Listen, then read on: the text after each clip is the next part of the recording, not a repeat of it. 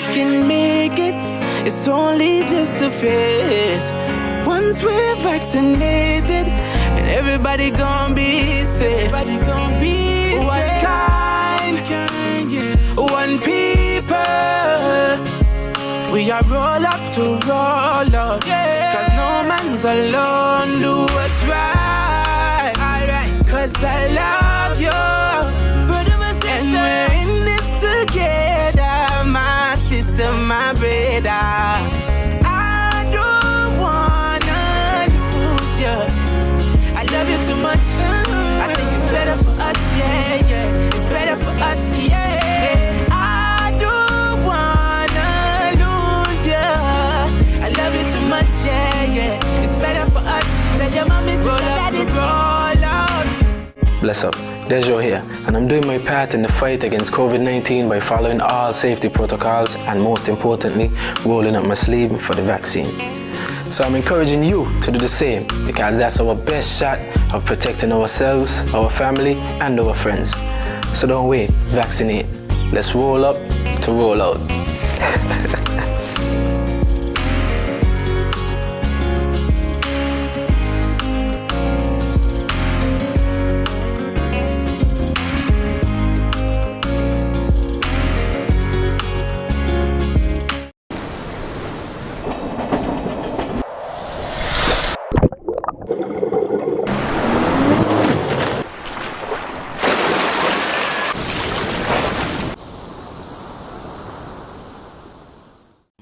You know, it's me, Mr. HE, and I'm here with one message: roll up to roll out. We all know how difficult things have been during this COVID-19 pandemic. While we continue to wash our hands, wear our face mask, and practice social distancing, how about we take it one step further and get vaccinated? Call the nearest health center to find out if you are eligible to be vaccinated. Or you can contact the Ministry of Health at any one of these numbers down below. Don't be discouraged by the negativity. We all have a role to play in protecting this federation. So, St. Kitts and Nevis, let's roll up to roll out.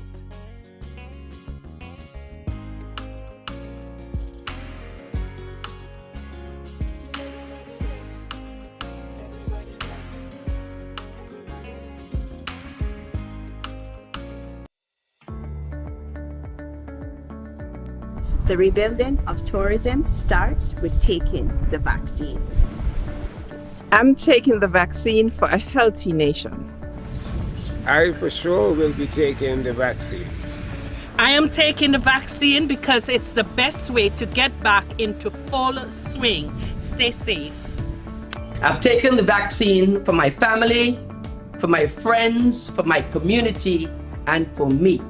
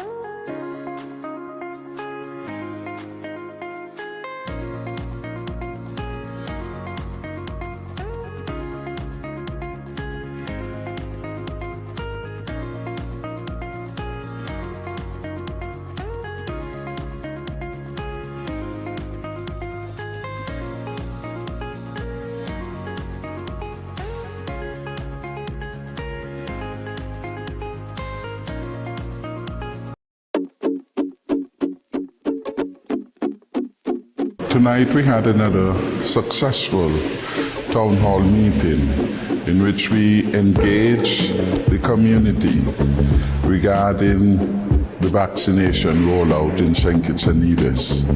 As of this afternoon, we had just under 6,000 persons who have been vaccinated. That brings us close to 18% of our target population, which we need to have vaccinated to achieve herd immunity. Tonight's session was to bring the information to the people in a manner in which they have the opportunity to share their concerns, to express their fears, and to have them answered by the professional and the experts in the health ministry. I want to commend our Medical Chief of Staff, Dr. Cameron Wilkinson, our Permanent Secretary in Health, Dr. Dolores Stapleton Harris, and of course the District Medical Doctor, Dr. Bernicia Nisbet, for participating in this very rich experience for the people of the community of St. Paul's and the adjoining areas. I think this has been highly successful. We had a sense of joy. We at the end of the question and answer period, a number of persons moved forward to have their vaccination. That tells me that it was very persuasive, it was impactful, and it has helped. And I know these persons are going to be ambassadors. They're going to be out there with their own experience, sharing with others, and as a consequence, we're going to have more persons participating in the program.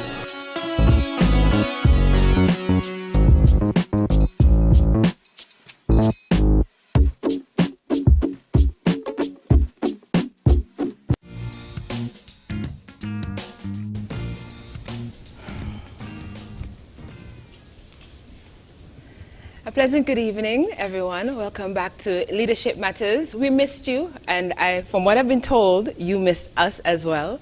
So it's happy to be here. I'm happy to be here. And I would also like to recognize all mothers, because we weren't able to do so before Mother's Day.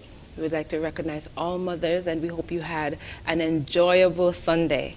This evening on Leadership Matters, which is hosted by the Prime Minister of St. Kitts and Nevis, Dr. the Honorable Timothy Harris, we're going to be discussing a safer, more secure future, and he is joined by key officials from within the Ministry of National Security. We will begin with an opening presentation by the Prime Minister, and then he will be followed by his special guests. This evening, he is joined by the National Security Advisor, retired Major Stuart Saunders. He's also joined by the Commissioner of Police, Hilroy Brandy, the Commander of the St. Kitts and Nevis Defence Force and Coast Guard, Lieutenant Colonel Anthony Comrie, as well as the Chief Immigration Officer, Mercelyn Hughes. But before we hear from our special guests, we'll hear from the Prime Minister. Mr. Prime Minister. Thank you, Ms. Moderator. Let me begin by extending warm greetings to all who are tuning to tonight's edition of Leadership Matters. Tonight we focus on one of the most important, if not the paramount responsibility of any government, and that is the safety and security of its citizens and residents. It is my view that there is no greater duty of any leader than to keep the citizens and residents safe. It is the calm from which everything else flows. Security encompasses everything, be it our economic, social, or human development. Let me say from the onset that while the maintenance of peace, law, and order is the primary responsibility of government, the issue of national security is everyone's collective responsibility. The vitality of safety and security in nation building is quite evident. If our Twin Island paradise is seen as unsafe, tourists won't come and investors won't invest. Locals also will be hesitant to fully participate in economic activity. More importantly, however, crime and criminality hinder our social interaction and human growth. Therefore, Every citizen has a role to play because, like the COVID-19 pandemic, we are still fighting and we are all in this together. I wish to use this forum to implore all, citizens and residents alike, to let your conscience and civic duty guide you. We well remember the situation with crime and criminality when my government took office in February 2015. Given the frightening situation then, it is understandable that the safety and security of our people remain preeminent on our agenda. We immediately set about a systematic assessment of our resources and capabilities.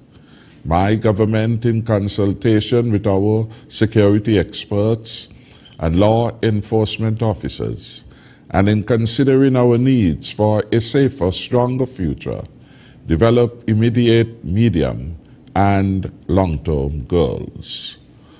The idea was to create, augment, and/or redistribute, where necessary, the capacities needed to arrest the situation that most would admit was out of control then. We adopted measurable goals and set about putting systems in place to achieve them. As part of that assessment, we identified several factors that hampered the proper and effective execution of duties where law enforcement was concerned. Deplorable conditions of police stations, particularly in Old Road, in Newcastle Nevis, in Sandy Point and St. Paul's, to name some, had reached an embarrassingly dangerous level of neglect. We ensured the consequential relocation of officers. Lack of equipment and proper support, training needs unfulfilled, all led to low morale in law enforcement and even lower levels of recruitment. We set about correcting these deficiencies by, inter alia, closing dilapidated police stations in Old Road and St. Paul's, and the construction of new modern facilities in Newcastle Nevis and in Sandy Point in St. Kitts. Indeed, the Sandy Point station can rightly be termed a national security and judicial complex, housing as it will the police, the customs, fire, immigration, and a magistrate's court. We increased respect for the police officers and displacement allowances to those working in Nevis but residing in St. Kitts. We initiated and facilitated better training for police officers to ensure quicker crime-solving methods.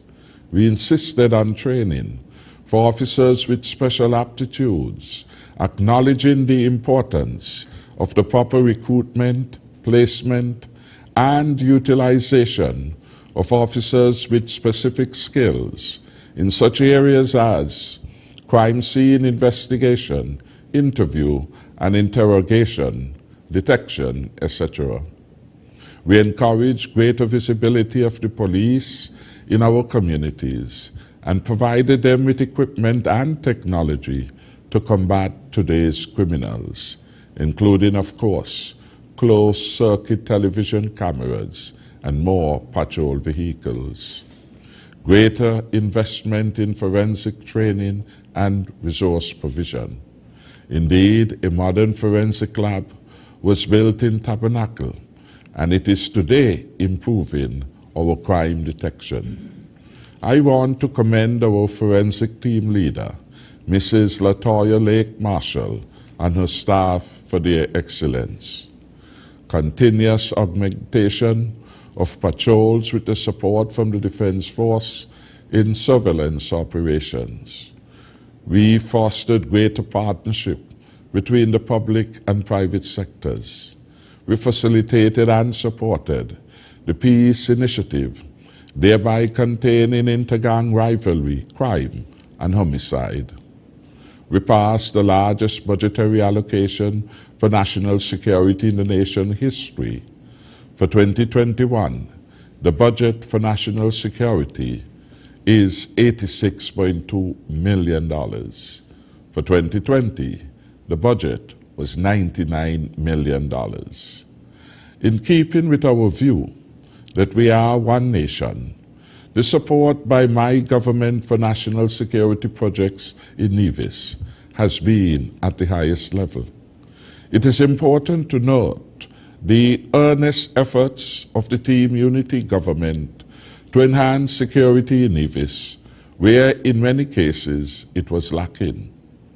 Noteworthy among these efforts are: my government has contributed $2.4 million towards the construction and furnishing of the Newcastle Police Station, and we recently supplied furniture for the station from our central purchasing unit in Basseterre. In November 2019, with the support from the government of the Republic of China, an agreement was signed with Vivotech at about $5 million to provide cameras and other accessories, as well as the equipment and furniture for the expansion of the CCTV Command Center in Nevis.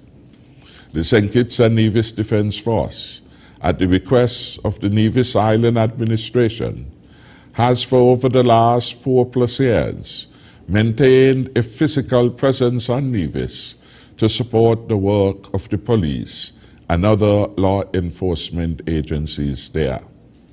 The joint efforts have helped to contain and reduce major crimes on the island of Nevis. We have increased the number of law enforcement officers serving in Nevis.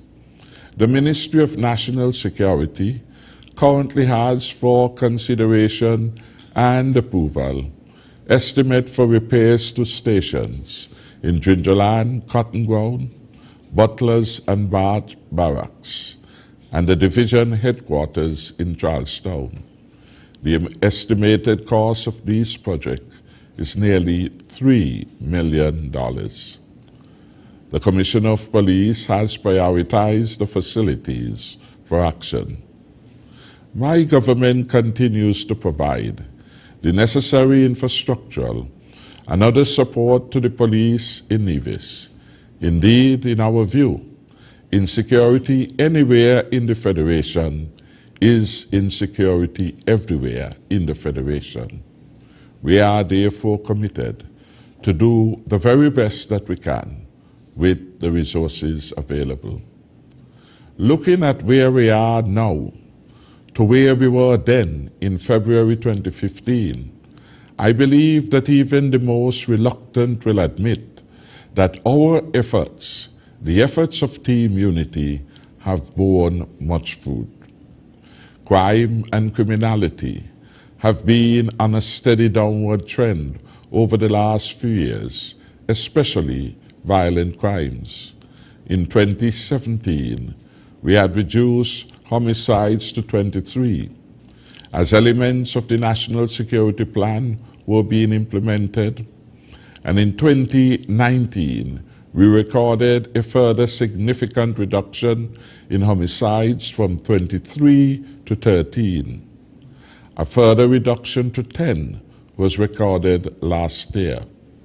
While one homicide is one too many, this year we have had only 4 to date. We note that non-fatal shootings stand at 0 thus far, and gang activities are at their lowest levels in recent memory. We give God thanks and commend our citizens and residents for their discipline and compliance with the rule of law. And we extend our deepest appreciation to all our law enforcement agencies. Permit me to turn our attention to the ongoing COVID-19 pandemic, which in our view represents a real threat to national security, separate and apart from the obvious health considerations. We are faced with the threat of migration, both legal and illegal. We know that in times of hardship, it is those in the more desperate situations that often seek to relocate first, and that desperation can lead to temptation, even when persons are not ordinarily criminally minded. It is therefore critical that we monitor the movement into St. Kitts and Nevis, and even within our borders. In this regard, we have increased and strengthened regional and international cooperation for border security and intelligence sharing, in addition to revamping some of the physical and operational aspects of our immigration system. I am sure our Chief Immigration Officer and the Commander of the Defense Force will have more to say on border protection during the course of tonight's session. Taken as a whole, we have made significant strides towards the delivery of the stronger and safer future, which all of us, good citizens and residents alike, desire and deserve. Through our combined efforts and strategies, we have experienced in the Federation a welcome, sweeping reduction in major crimes, the most egregious of them being homicides. I commend the High Command and the hard-working rank and file of the Royal St. Christopher and Nevis Police Force and the officers and ranks of the Defense Force. Notwithstanding our outstanding successes to date, we must not become complacent, but remain prepared and vigilant. Even as we continue to shape our St. Kitts and Nevis into our Garden of Eden, let us bear in mind the following. The police must ensure that their presence is continually felt throughout the whole of our Federation. Our people must see the police as partners.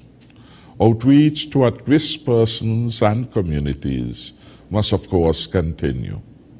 We aim to be an inclusive society with everyone achieving their legitimate goals. Support for alternative pathways for our at-risk groups is, of course, critical. Support is equally required for youth group initiatives that reinforce positivity, civic-mindedness, and patriotism. Groups such as Explorers, Pathfinders, Cadet Corps must be encouraged and supported. These all form part of our National Strategic Plan for Crime Detection, Reduction, and Prevention. We must all do our part in the spirit of shared responsibility. In closing, I want to welcome our panelists, the Commissioner of Police, Mr. Kilroy Brandy, the Commander of our Defense Force, Lieutenant Colonel Anthony Comrie, our Chief Immigration Officer, Mrs. Mercelyn Hughes, and our National Security Advisor, Major General Stuart Saunders. I thank all of you who are tuning to Leadership Matters, and I look forward to working with you in delivering the stronger and safer future which the people of St. Kitts and Nevis deserve.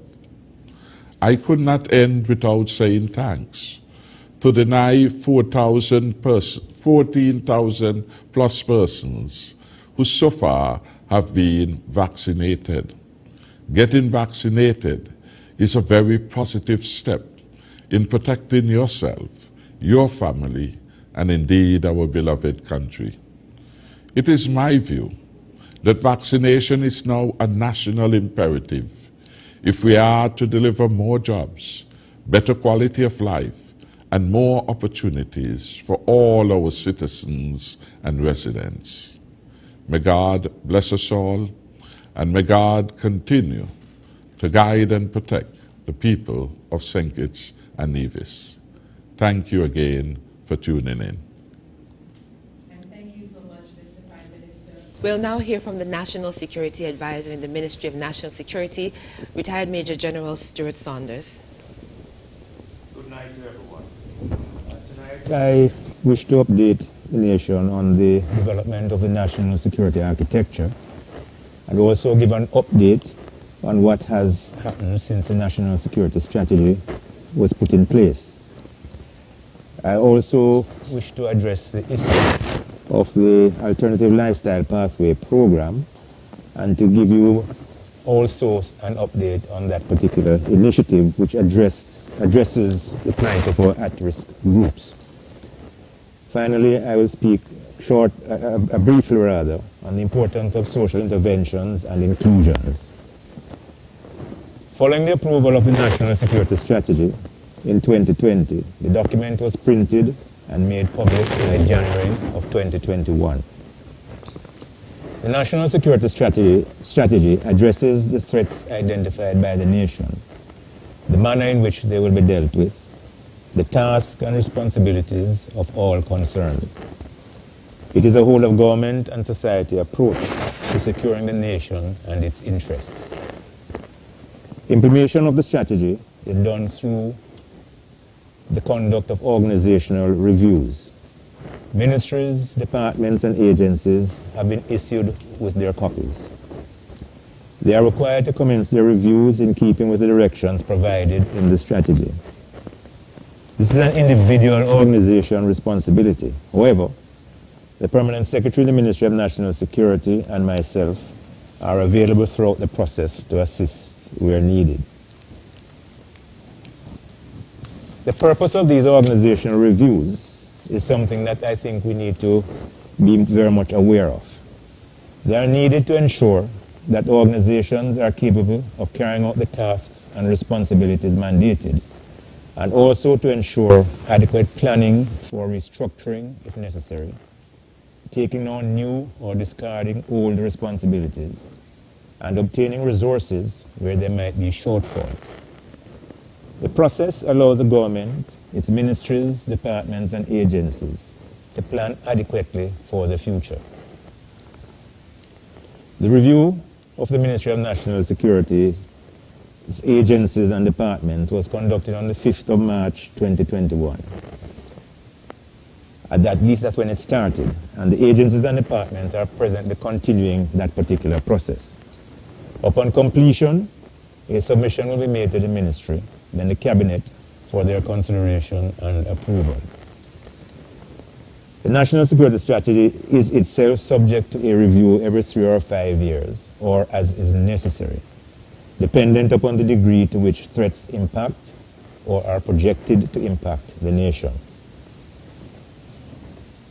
The Alternative Lifestyle Pathway Program.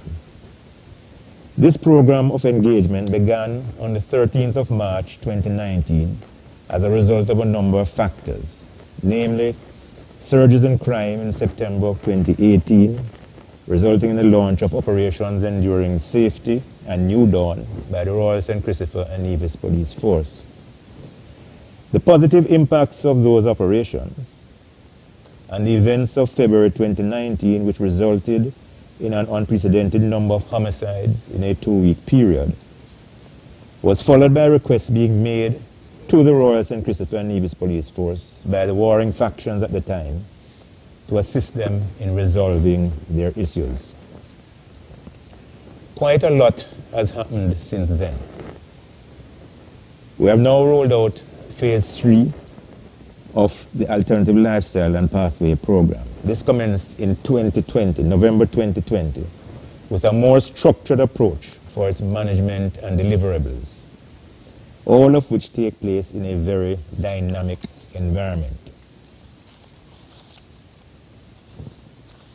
The opportunities provided by this rollout are basically as follows, or I'll give you a separate synopsis.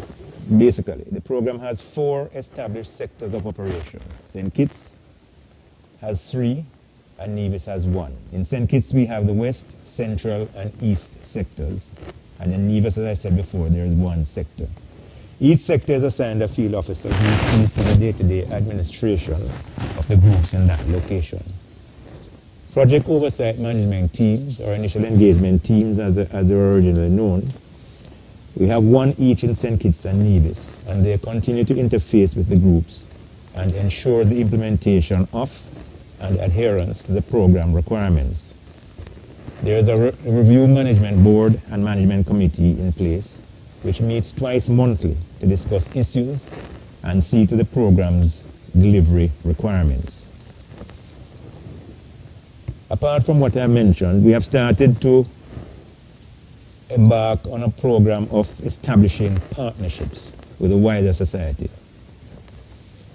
We have a partnership, we have started to engage the St. Christopher National Trust, the Ministry of Tourism, and the Ministry of Agriculture, to name a few. The agricultural engagement is particularly important from the perspective that we have had a large number of persons who have, from the Alternative Lifestyle Program, who have been displaying a very keen interest in that aspect. We have started to roll out, or not to roll out, we have started to plan and really begin the rolling out of a program known as the Life Skills Training and Exposure Program. This, at this particular moment in time, is being finalized. It has been a very long time in the making, right? But it has been impacted somewhat by the COVID-19 pandemic and the protocols by which we all have to observe for our own safety.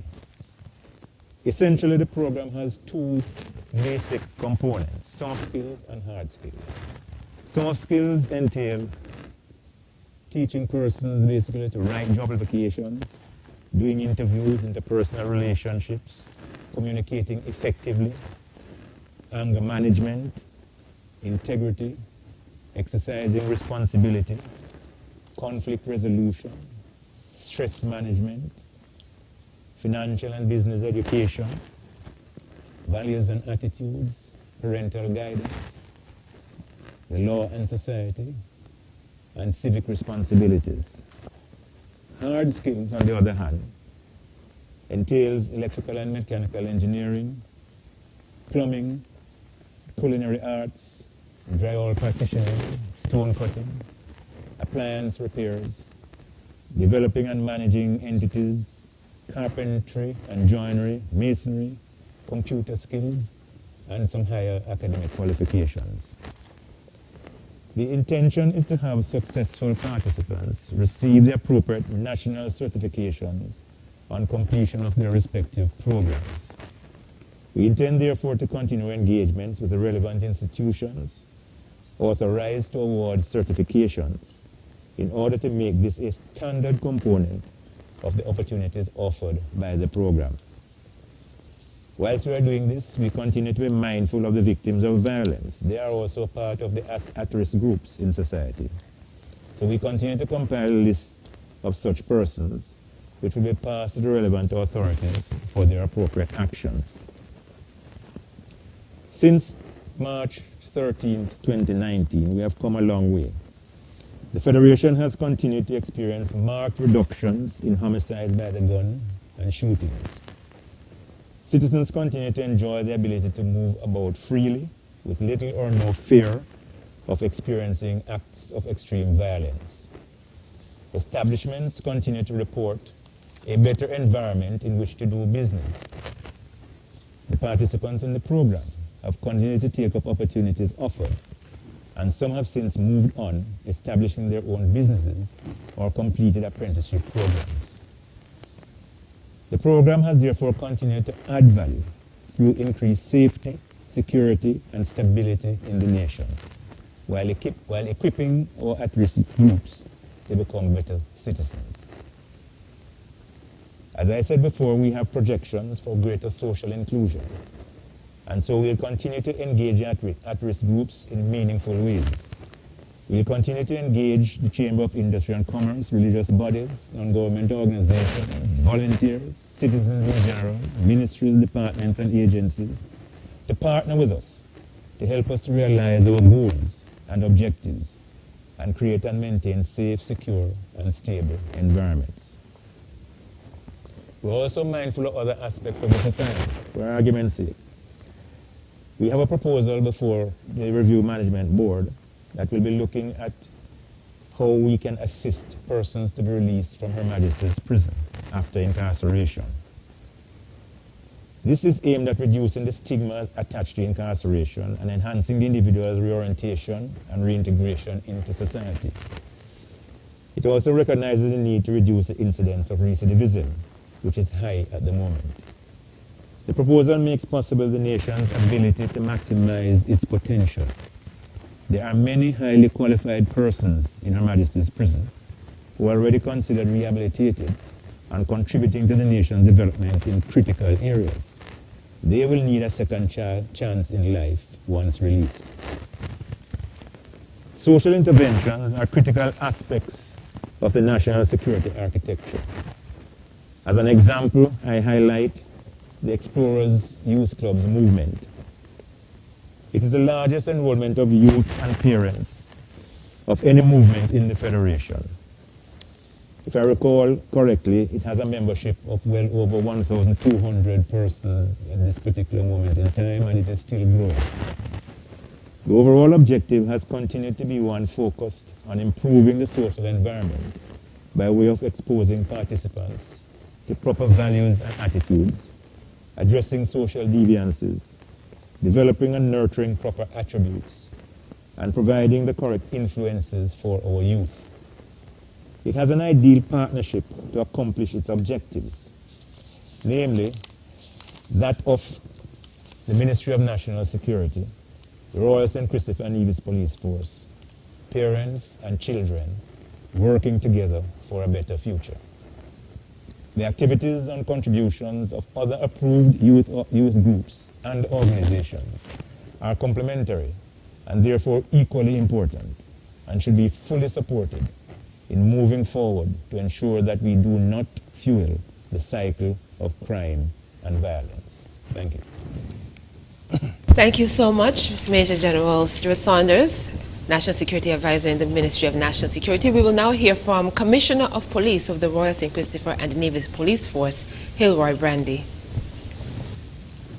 Good evening to our radio listeners and viewers. I am pleased to be in company of our distinguished Prime Minister, the Honorable Dr. Timothy Harris, and other guests on this evening program. And tonight's show, Leadership Matters, I will be providing an update on the statistics of our crime initiative in the Federation. Let me begin by commending our disciplinary forces for their hard work and commitment over the past 3 years and also into 2021. In 2018, we have seen 1,857 reported crimes against 1,348 in 2019. In 2020, we record 1,114 crimes for 2020, and to date, we have recorded 475 crimes for 2021. If I should give you a rundown of the most serious crimes that normally affect our citizens of St. Kitts and Nevis, that is homicide. In 2018, we record 23 homicides. And very difficult to have to correct my Prime Minister, but in 2019, we recorded 12 homicides. And in 2020, we recorded 10 homicides. To date, we have recorded 4 homicides for 2021. I am pleased to say so far, out of the 4, 75% of those homicides has been detected. That is 3 out of 4. And I could assure the listening public and viewers that I'm looking by the end of next month that my violent crime unit will be able to solve the other homicide to give us 100% detection. I hope I'm not talking too early on that matter. However, there are still some positive on the crime fighting initiative from our organization. In terms of non-fatal shooting, I am pleased to record 100% over 2020. In 2020, at this time, we had 2 such shooting, non-fatal shooting. To date, we have recorded 0 fatal shooting. In terms of sexual offenses, last year, this time we have recorded 20. At this time, we have 14 sexual matters. And I must give commendation to our forensic department. Out of these 14, I can say 12 of these matters have been solved.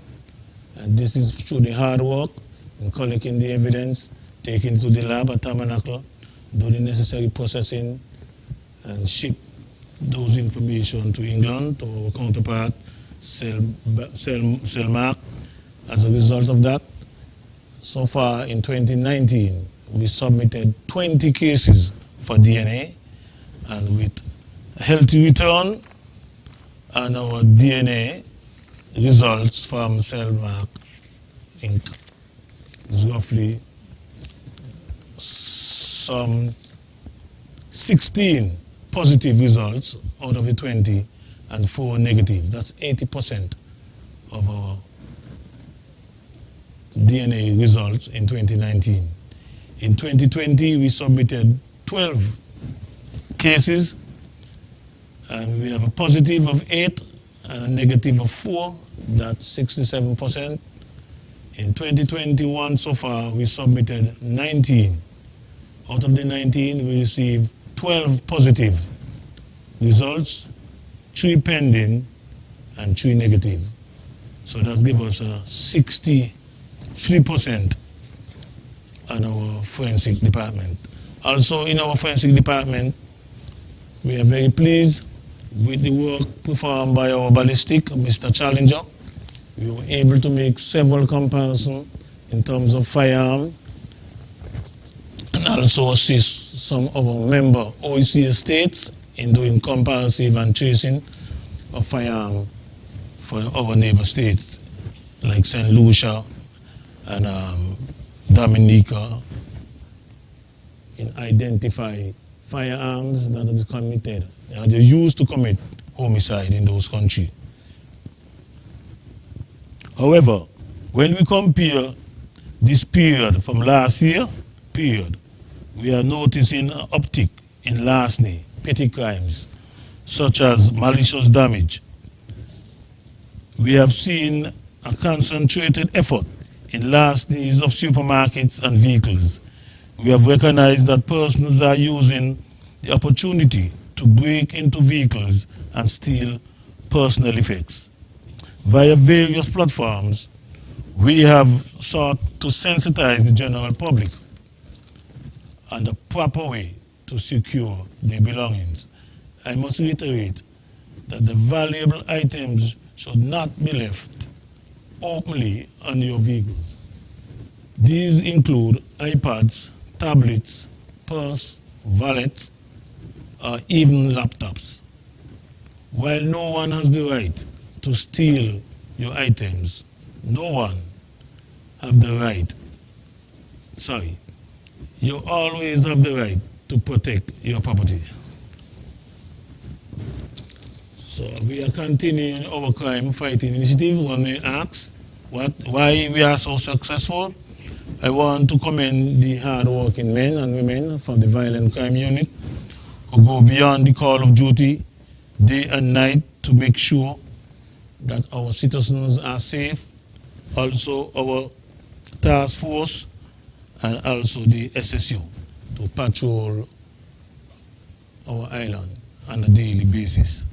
So we ask the general public to continue to support the police so we can keep St. Kitts and Nevis a much safer place for everyone to do business, dwell, and be happy in.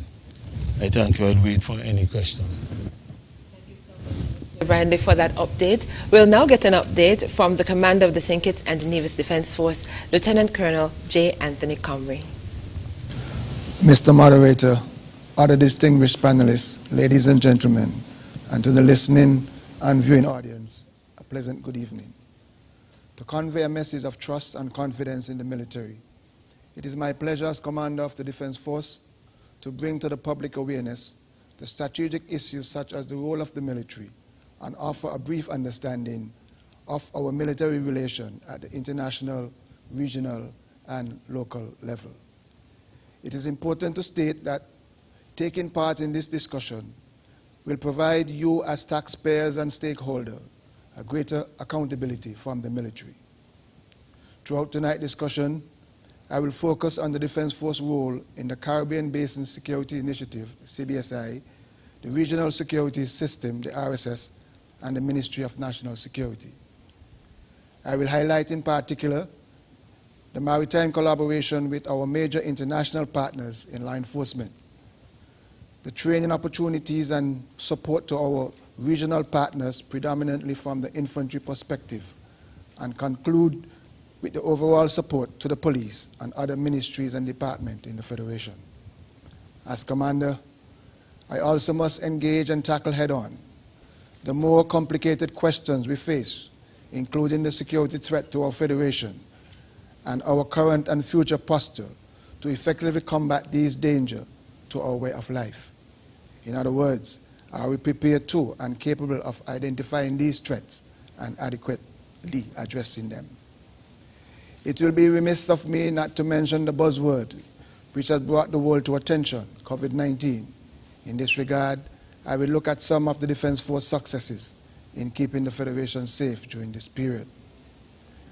From the infantry, apart from providing employment for our young men and women during the time of crisis, the force continued to provide support to the civil power, especially during the lockdown period.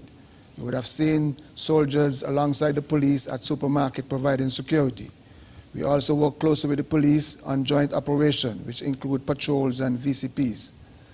The force also provides security at quarantine sites on both islands and are scheduled to travel to St. Vincent shortly to fulfill our regional obligation as part of the RSS security force. The Defense Force has a presence on Nevis since May of 2015, and I must say the Nevisian public has welcomed the troops with open arms. P.S. Daniel in the Premier Ministry must be singled out for his unwavering support. From the maritime arm of the Defense Force, the Coast Guard had been very busy during the last year, especially during the lockdown period. It had conducted in excess of 2,000 hours of patrol, stopped and searched over 225 vessels, and made 3 interdictions, 2 of which was led to successful prosecution. During that period, the Coast Guard collaborated with the Ministry of Health on Nevis, as it was the only means of transport for COVID-19 sample from Nevis on a regular basis to catch the RSS flight to get to Trinidad for testing. The Coast Guard was involved in an incident that went viral, and I refer to the shark attack on the Ross University student. The unit was recognized by the university and was credited for saving the life of the patient due to its quick response and professionalism. The unit also received a card from the student expressing her gratitude.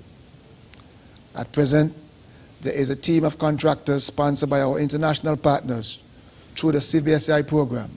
The team is at Coast Guard base carrying out work on 3 of our vessels. 1 have already been completed, and the 2 is expected to finish shortly.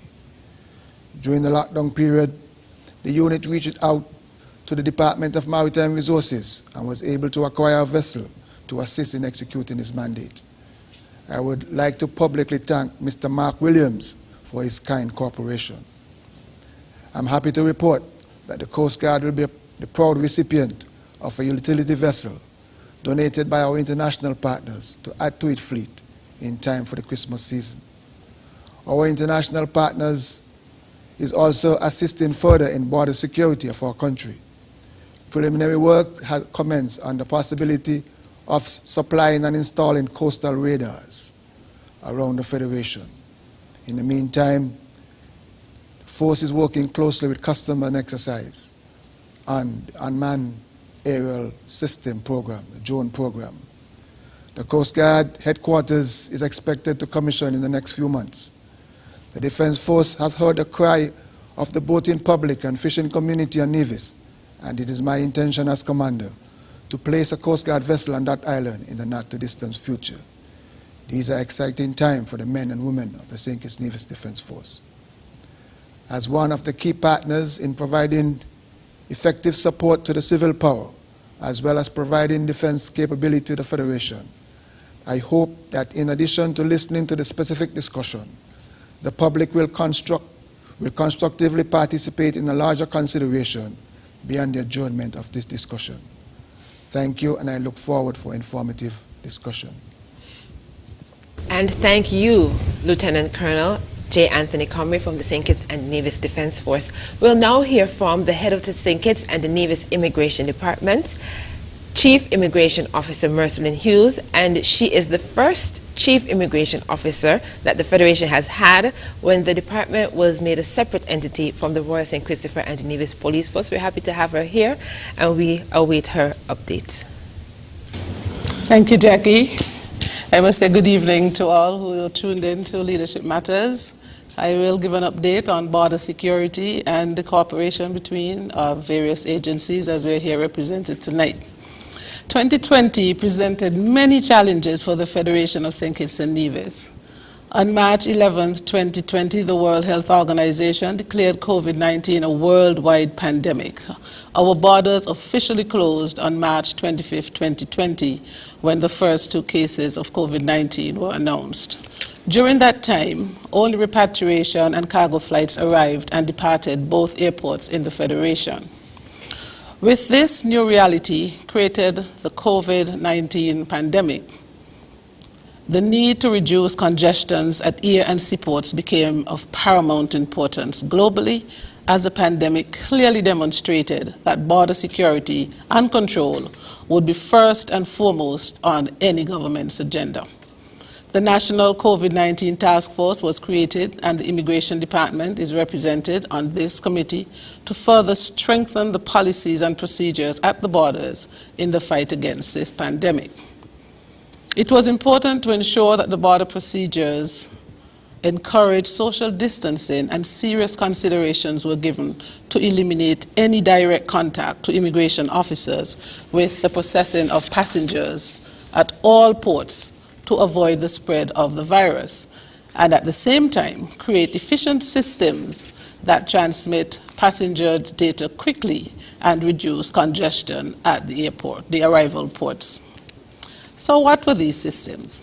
Firstly, an online application form was created to eliminate the hard copy immigration and custom form by the government ICT department in collaboration with personnel from the Immigration, Health and Customs Department, using the Barbados CARICOM Impacts model as our guide. This form has 3 components: immigration, health and customs. Every person desirous of entering the Federation by air or sea must complete and submit this form, and approval must be granted by the Ministry of National Security before boarding any carrier. This system helps in the pre-screening of passengers prior to arrival. It is expected that this form will be fully integrated into our border management system that is being taken care by the Canadian banknotes and who are the border management service providers. A total of 4,609 applications have been made so far. One application form can include multiple passengers. Secondly, a welcome center was constructed on the airport tarmac to accommodate approximately 160 passengers as a cool-down process ahead of being medically screened. Once the aircraft is landed, airline staff escort all passengers from the aircraft to the welcome center. This area is manned by customer service ambassadors from SCASPA. The first batch of 40 passengers would be marshaled into the terminal building in the pre-screening area to await medical screening. SCASPA service ambassadors would then usher 4 passengers at a time to the health screening officer. Once this medical screening process is completed, persons will then be directed to immigration. High-risk passengers would be taken to an isolated facility on the ramp. Other than family members traveling together, there should never be no more than 4 passengers in the immigration hall. October 31st, 2020 saw the official reopening of the borders with rigorous protocols in place. For the period October 31st, 2020 to May 8th, 2021, 6,598 persons arrived in the Federation, while 5,722 persons departed. A total of 1,728 aircrafts arrived and 1,724 departed. We had nationalities of passengers. They include citizens of the United States, of Canada, the UK, Australia, India, South Africa, China, and CARICOM and OECS countries.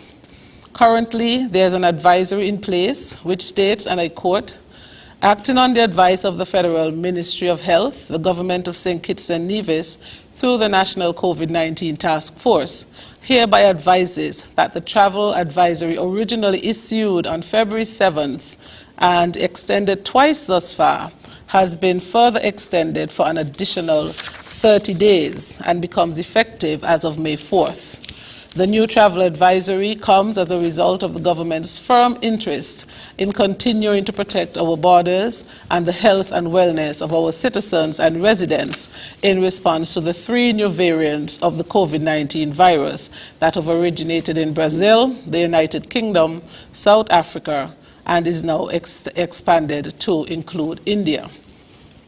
As we seek to protect our borders to ensure a stronger and safer federation, I wish to implore every citizen and or resident of the Federation to be watchful, to be the ears and the eyes of law enforcement, to keep watch over our porous borders.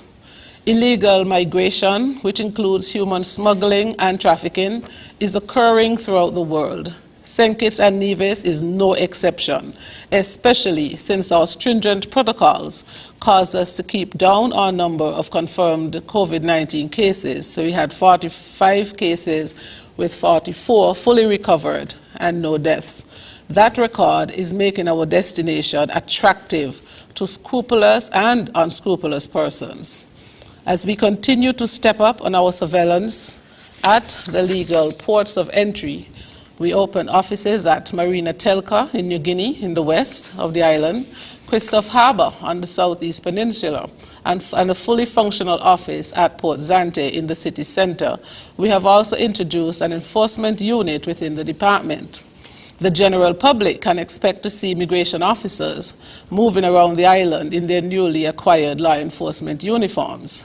This unit was activated primarily to manage the large number of persons overstaying and persons working without the relevant approvals. We are therefore encouraging persons who fit these profiles to visit the Ministry of National Security and have their status regularized as soon as possible.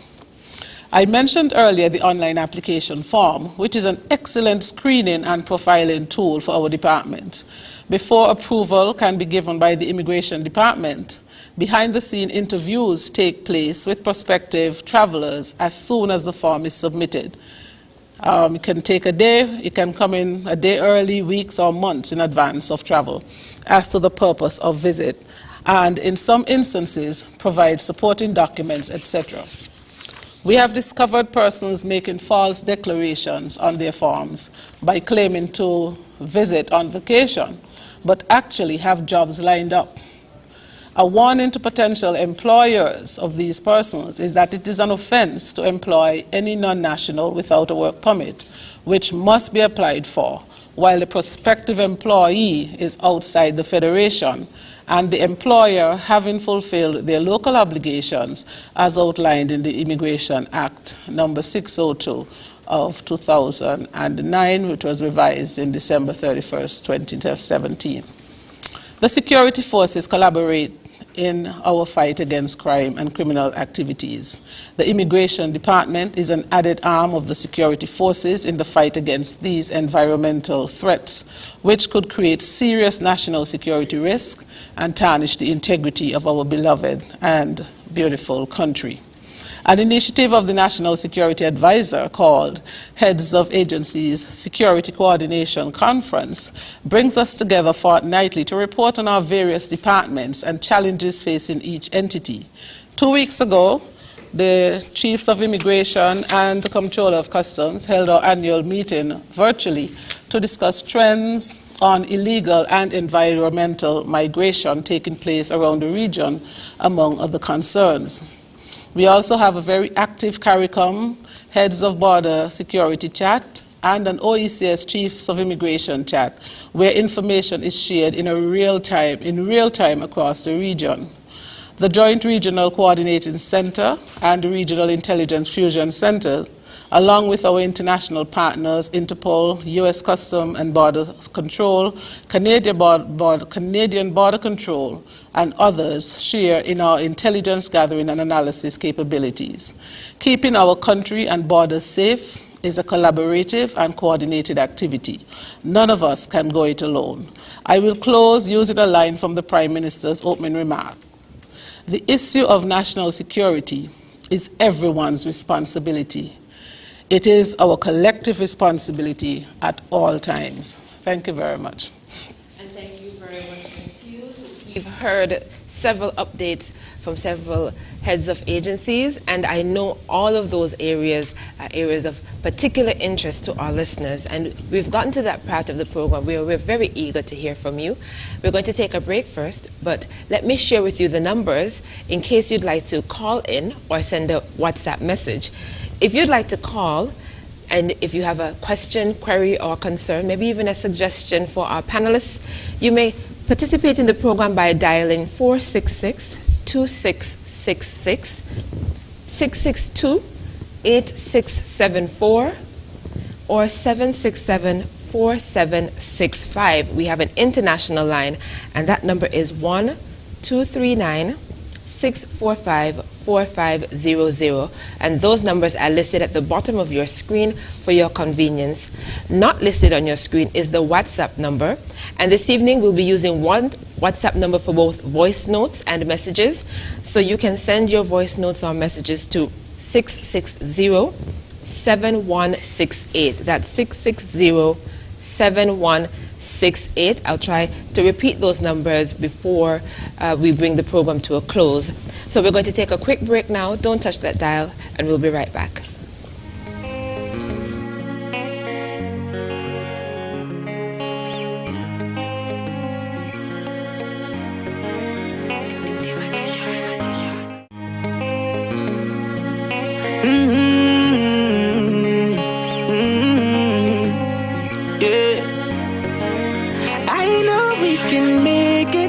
It's only just a phase. Once we're vaccinated, and everybody gonna be safe. Everybody gonna be safe. One kind, yeah. One people. We are roll up to roll out, yeah. 'Cause no man's alone. Do what's right, alright. 'Cause I love you, brother, my sister. And we're in this together, my sister, my brother. I don't wanna lose you. I love you too much. I think it's better for us, yeah, yeah. It's better for us, yeah. I don't wanna lose you. I love you too much, yeah, yeah. It's better for us. Tell your mommy to let it roll out. Bless up. Dejo here, and I'm doing my part in the fight against COVID-19 by following all safety protocols and, most importantly, rolling up my sleeve for the vaccine. So I'm encouraging you to do the same, because that's our best shot of protecting ourselves, our family, and our friends. So don't wait, vaccinate. Let's roll up to roll out.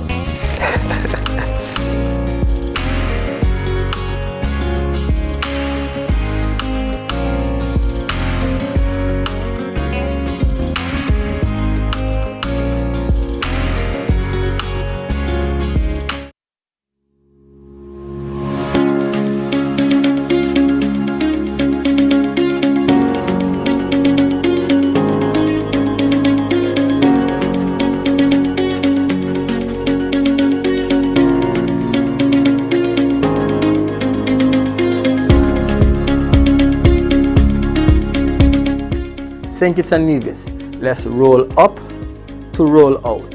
It's our best shot.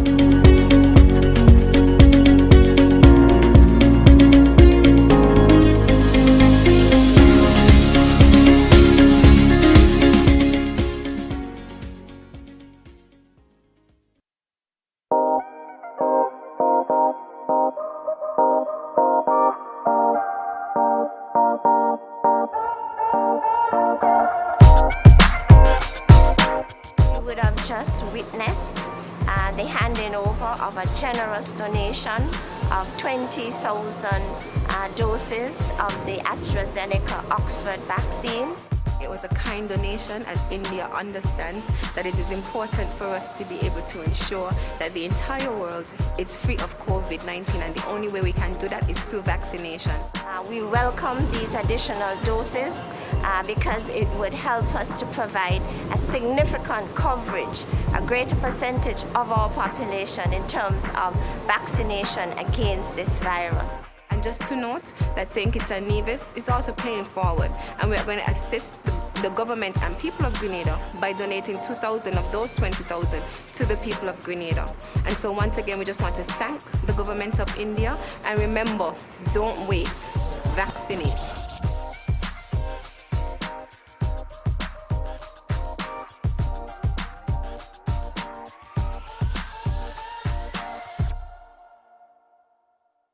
I will take the vaccine because building defenses against COVID-19 is a team effort, and we are all a key part of that defense.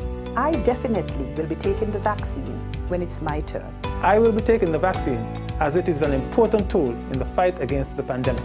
It is important for me to vaccinate to ensure that if I do become infected with the disease, it can prevent hospitalization. In addition, it also helps with herd immunity. I will take the vaccine to protect myself, my loved ones, my clients, my co-workers, my community. St. Kitts and Nevis, why do we need to vaccinate? Kenisha? So we can jab COVID-19 away.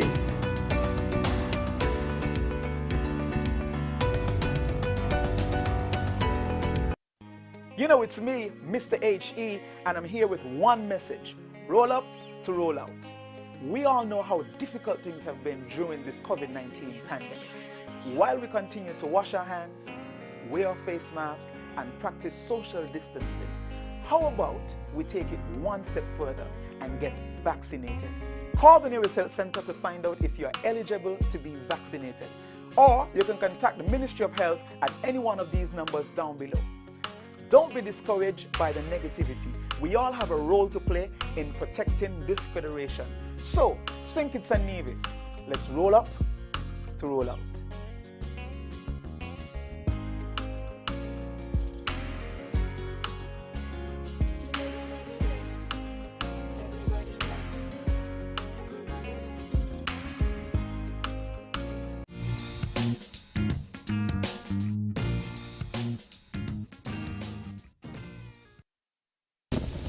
Welcome back to Leadership Matters, which is hosted weekly by the Prime Minister of St. Kitts and Nevis, Dr. the Honorable Timothy Harris. My name is Jacqueline Bryan, and I'm your host this evening. It's a pleasure to be here. We're at the part of the program where we're going to take your calls and messages, but I'd like to let you know that we're being listened to and viewed on several platforms. Leadership Matters is aired live on ZIZ Radio, Freedom FM, Vaughan Radio, Win FM, and Sugar City FM. It is also streamed live on the Facebook pages of and YouTube channels of ZIZ and the St. Kitts and Nevis Information Service, also known as SKNIS. The program is made available as well on Spotify and Apple and Google Podcasts, so quite a number of options for you to listen live, view live, and then listen and view again and again. We are going to go directly to the phone lines now until we have some callers on hold. So we'll take our first call for this evening. Welcome to Leadership Matters. You're live. Good night. Hi. And Leadership Really Matters. Want to say good night to our Prime Minister for putting on yet again another Leadership Matters this Tuesday. And I get right into the question that I posted. Could you give examples of crime solved by the forensic lab? Because I've heard a lot about this forensic lab, and that is what the people want to hear. So once again, give examples of crime solved by the forensic lab. Which country do we have the best relationship when it comes to fighting crime? That is very interesting to me. I've heard a lot of comparisons, but I want to hear the answer for this question. We move on. Any update on the Defense Force officers traveling to St. Vincent and the Grenadines. When are they scheduled to depart? Will they be vaccinated prior to departure? Very important question. From which country the majority of persons coming to our federation are from, since the border has been reopened since October of last year? And I will repeat it. From which country is the majority of people, visitors, comes from to our federation since our border have been reopened since last year of October? And Ms. Brian, I know this question might be a little directed to you as a master concern. What protection does media and journalism have with here in St. Kitts and Nevis? Because I did some history and I've known some cases where some persons might have applied, for protection and was denied. So I'm wondering what protection, again, do media and journalism have here in St. Kitts? In closing, Prime Minister, thanks for choosing this panel. It is well timely. It's all about security, and I must commend you on the job you are doing in terms of keeping St. Kitts safe. You have moved a little away from the COVID-19, and we are now looking into our security force because our borders is going to be reopened very soon. And with that said, our country has to be safe because our guests has to be safe. And with these numbers that I'm hearing in this opening remarks, I am very pleased to see coming this summer that we have more guests who will feel comfortable by your hands of Dr. Timothy Harris. This is Bucky Got It, and Bucky has got it. Over now. Thank you so much for your contribution to the program. We'll take another call. Welcome to Leadership Matters. You're live. Yes, good night. Good night. Good night. Good night, Honorable Timothy Harris. Good night to your panel. Yeah, everybody know this, Granny. Well, I had two nice questions for the Commissioner. But apparently y'all elaborate on one. That the question was, how does the crime rate look in St. Kitts over the past 6 years compared to the rest years then beyond? And is the peace program more or less a good idea? Prime Minister Harris, I have a question for you now. And I also would want the general public to listen carefully to your answer. Listening a lot of radio stations and a lot of people, opposition, people like, who feel like they could use the radio by paying for a spot and so. My question to you, Honorable Timothy Harris, if you was in opposition, would you encourage the people them of St. Kitts and Nevis not to take the vaccine to help the country move forward? That is my question to you. And to the general public out there, right, who ain't got to take the vaccine the last time when I went, please note that tomorrow, yes, I have to take my second shot to see I by the clinic. And who ain't do that one yet, if y'all want to come and just watch me take mine and I'll take I one after, please do so. Yeah, let me help St. Kitts and Nevis move forward. Good night to the panel. Enjoy y'all night. Thank you so much, caller, for your contribution and your words of encouragement to others. We'll take another call. Welcome to Leadership Matters. Hello, good evening. Hi, good evening. Yes, first I want to say good evening and happy Mother's Day to those two beautiful ladies on the panel. And then I want to find out from all the security forces up there how much police vaccinated, how much people in immigration vaccinated, how much in the army vaccination, how much vaccinated, how much in national security vaccinated, and to you, the Prime Minister, how much in your affairs that vaccinated. And first, I want to thank all of you who are on there. I think you all doing a good job. But what you all need, it goes first for Miss Hughes. You need just some informers to help you with your work. You cannot depend on the new people you hiring who never know nothing about Newtown, who ain't know nothing about Irish Town. They just get a job for job's sake.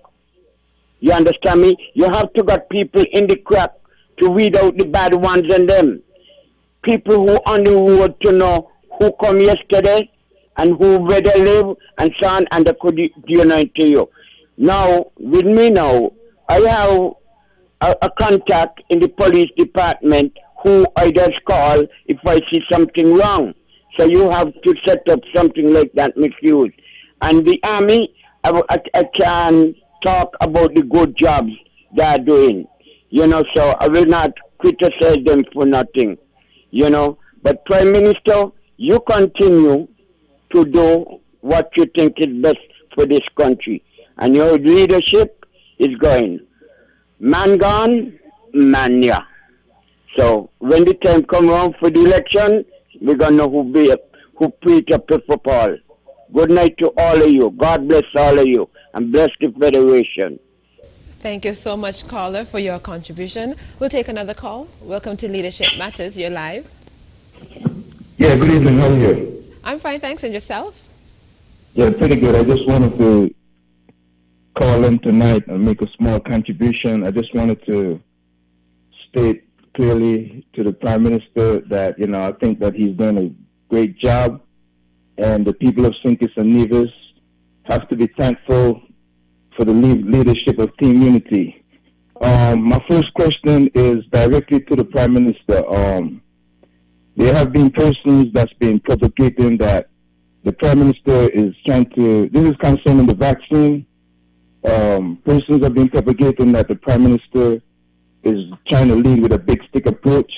Is there any way we can have the Prime Minister state clearly tonight to the whole Federation the approach of his government in terms of the vaccine?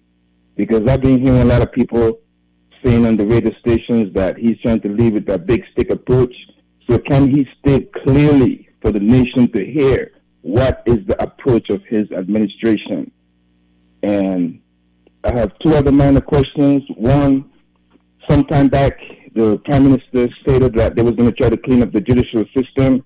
Seeing that you guys are talking about crime tonight, what steps has been taken towards cleaning up that backlog and that judicial system there in the Federation of St. Kitts and Nevis, and also the abandoned houses situation inside Basse-Terre. I don't know exactly where those abandoned houses are, but, you know, an initiative was started with trying to clean up the abandoned houses. And that's those 3 points I wanted to get across tonight. Thank you so much for your contribution. We'll take another call. Welcome to Leadership Matters. You're live. Him a bigger house in town, you want clean up. Oh, Prime Minister, I forget to say this here. When I don't take my vaccine tomorrow, right, and that big car there, that big thing there. For instance, I think just now the port and say you can't come in the port unless you're vaccinated. You can't. I think I hear something about that. But you don't think it's a good idea, like somebody bring it to my attention yesterday. Like how the electoral office ain't really doing nothing. You ain't think it's a good idea so we could get some good card from there for who don't take the vaccine. So we could walk with it. Because we can't walk around with that big thing there that it look like when the children they used to go clinic and they get them paper there because that card is big. So I think, getting a nice, good, decent card to say you don't take your vaccine, and so I think that will be. Because right now, remember, we are on the fight to fight Corona, you know. Right. And a nice caller just called in and he was saying something about, you know, moving forward to take the vaccine. I'll be hearing here what Gaston Brown saying Antigua. But anyway, I enjoy I was saying now. Thank you so much, caller. We'll pause here to respond to the calls that we have so far. We have quite a number of questions to address. I don't know if you'd like to start with the last first, or we should go from the beginning? We'll go from the top. We have a question asking about examples of crimes solved by the forensic lab. Quite a number of mentions was made to the forensic lab of the police force. Mr. Commissioner? Yes, good evening once again. I want to say in every aspect of the crime fighting initiative that the forensic department assists, from the homicide to the simplest offense with larceny. Our forensic department visit every crime scene and assisted in the solving of several of our crimes. Which country do we have the best relationship with when it comes to crime fighting? Was the next question. I think one of the best countries that we have that relationship with outside of the Caribbean is the United States. Commander, an update on the soldiers who should be traveling to St. Vincent and the Grenadines, please, and will they be required to be vaccinated? I want to thank the caller for his question, and the Defense Force soldiers will be ready to move on the weekend of the 29th of this month, and I am proud to say that all of them will be fully vaccinated. Ms. Hughes, we have a question asking, from which countries have we had the most visitors since the borders reopened? Easy, the United States of America. I think maybe about 75% of the persons are coming in from the U.S., of our visitors. Mr. Commissioner, we have a question about what protection does media personnel have in terms, well, that was the question really, what protection is available for media practitioners?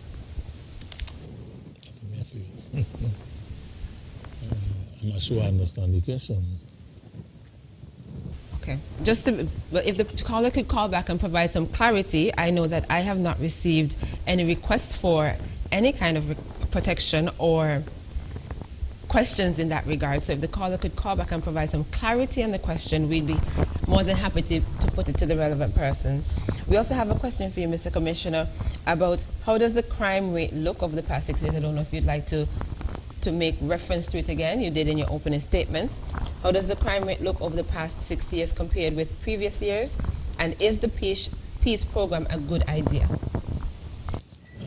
In terms of the crime rate, that is take us as back as 2015. We are seeing the crime rate decreasing every year from 2015. We see our numbers going down and down and down. As 2015, I think we registered well over 30 odd murders. And from since that, we've never gone back to the 30 numbers. We are in 23, 24, and now the last 3 years, we have registered 12, 10, and now we are in 4 so far for the year. So we are seeing our crime rate decreasing as we put the necessary investigative assistance in place to help to fight crime, such as our lab, our compound microscope, our CCTV, our Peace Initiative, our Explorers Club. All these assisted in reducing the crime level in St. Kitts and Nevis. And do you think the peace program is a good idea? The program is a very good idea because it will find other alternative paths for our young men who was using the guns on themselves and give them a chance to remain alive in our federation or rather to find themselves in prison, incarcerated. So I think it's a very good thing the Peace Initiative is presently doing, and I'm happy to be a part of it, also with other members of my High Command. Major General Saunders, as someone integrally involved with the peace program, are you able to add to that? Yes, I agree wholeheartedly with the Commissioner, and what I would add is that any state in a nation where you have homicides being constantly reduced over years, I think is always a good sign and a good indicator of how things are going and how good a program is operating. And so far, we have not had any problems, really, We have had a number of challenges, yes, but no real problems, and we continue to have improving trends, year in, year out. Are you able to provide any information with regards to the question about what protection exists for media practitioners? Well, I don't know of any media practitioner who has indicated the need for protection whilst operating in the Federation. And certainly, if the Commissioner can't speak to that, that means that we have never had an application as such. So I think there's need for the caller to come back and give more specifics as to exactly what he's speaking about. Directly for the Prime Minister, putting a situation to you, asking if you were in opposition, would you encourage persons to not take the vaccine? When the COVID-19 pandemic struck about a year ago, it was very clear that all we had were non-pharmaceutical measures. We had to wear our masks. We had to maintain social and physical distance. We had to do frequent hand hygiene. And the health advice was that it would become necessary and essential until the vaccine arrived. So essential those things were then that we had to legislate them in the COVID bill and in other regulations, SROs, that were issued. So for a full year, we knew that the quote-unquote silver bullet in helping us to contain and reverse the significant dislocation in the economies, in societies, as a result of COVID-19 would only come when a safe and reliable vaccine had been found.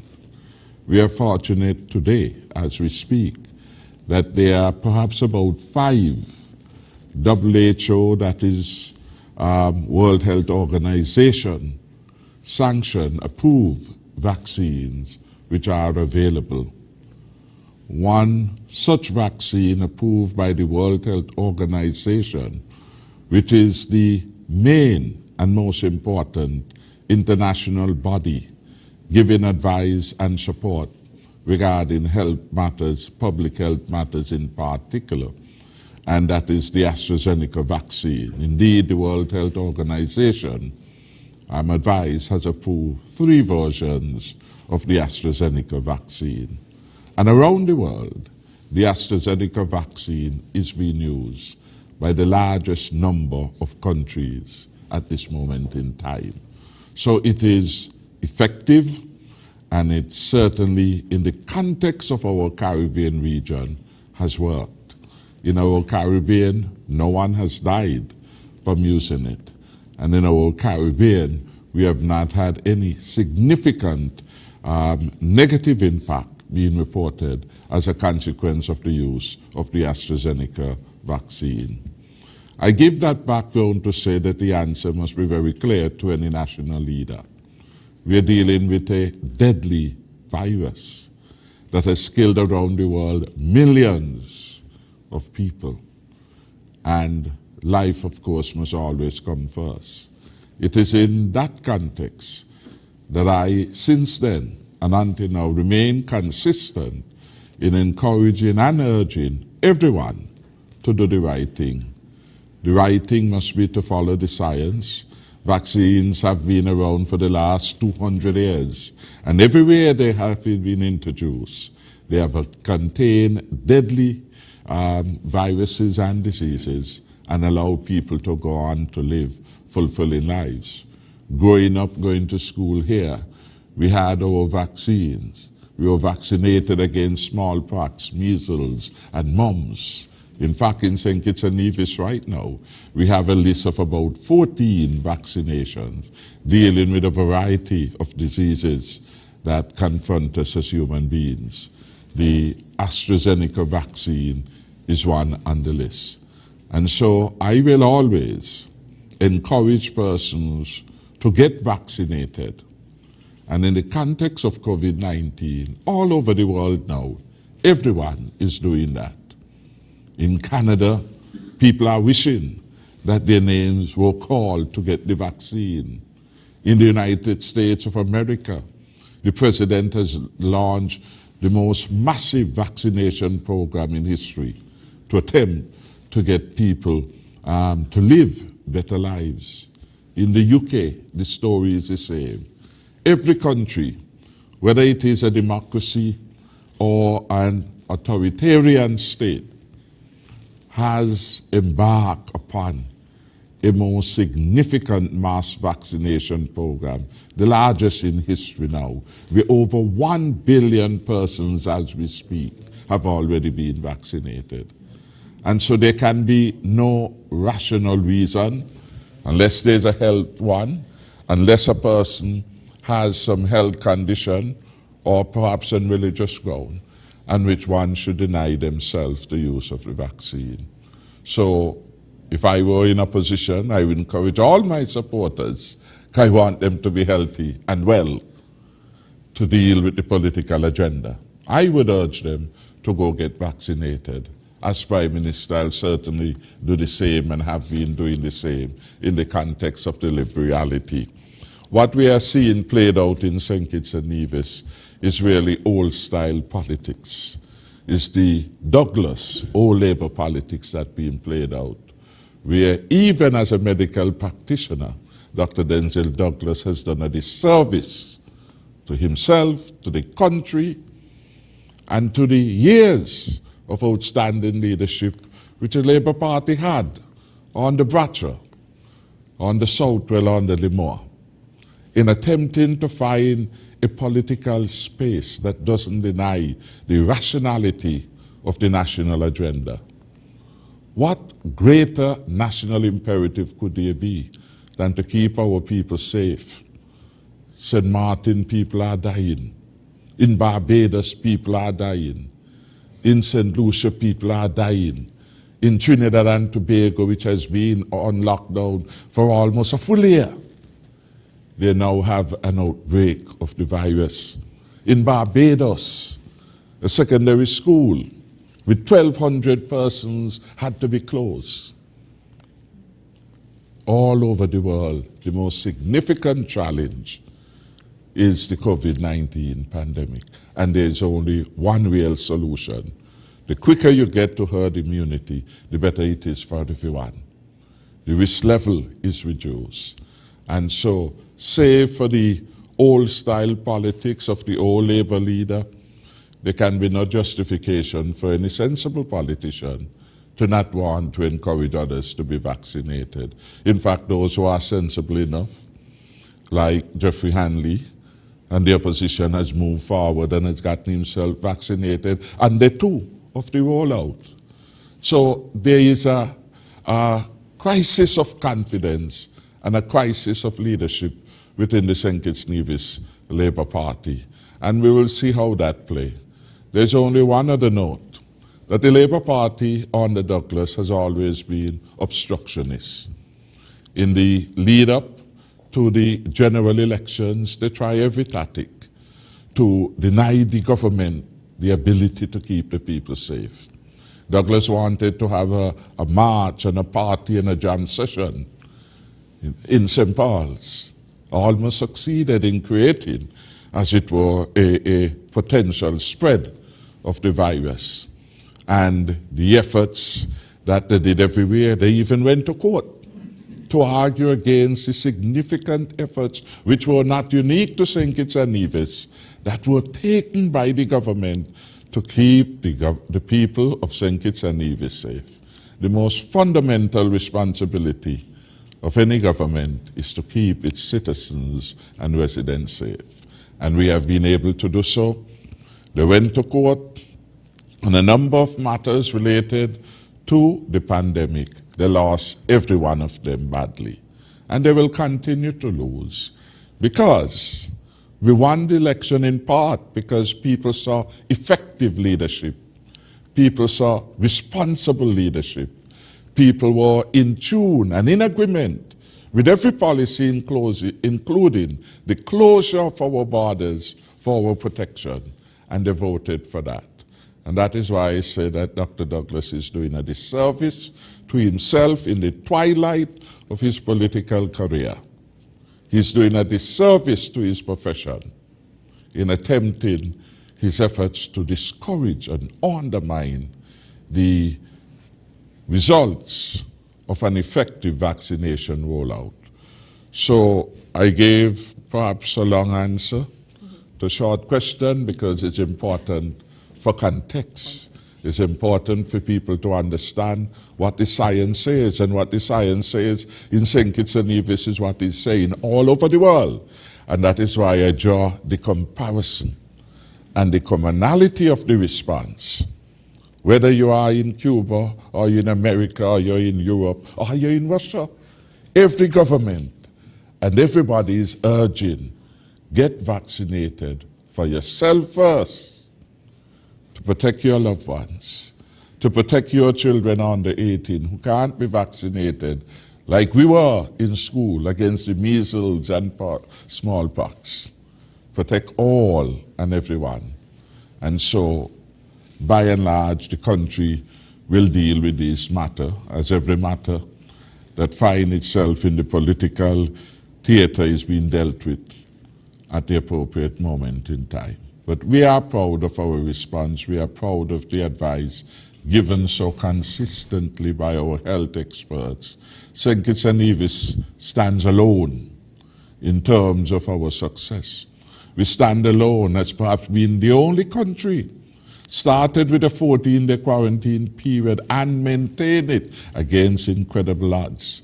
When others were saying they were going to do 3 days, you're going to quarantine at home and quarantine for a few days, St. Kitts and Nevis said no. And it has proven us well. The results are there to be seen. Thank you so much for that. We're going to go back to the phone lines now until we have some callers on hold, and we definitely want to hear from you, so you take priority right now. We'll take another call. Welcome to Leadership Matters. You're live. Good evening. Hi, good evening. This question, good night to you and to your panel. This question goes to the Prime Minister. Almost 2 months now, I called and asked about the step workers.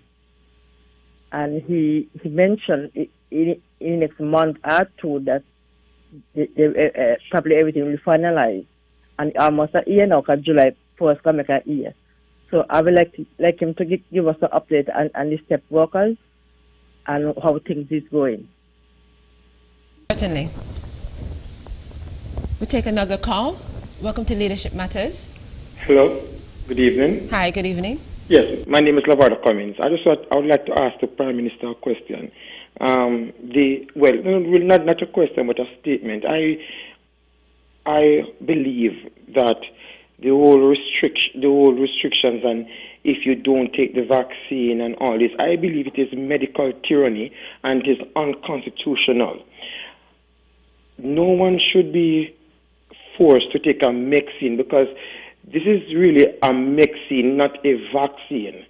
And some may scoff and say that people are conspiracy theorists, but they are not conspiracy theorists.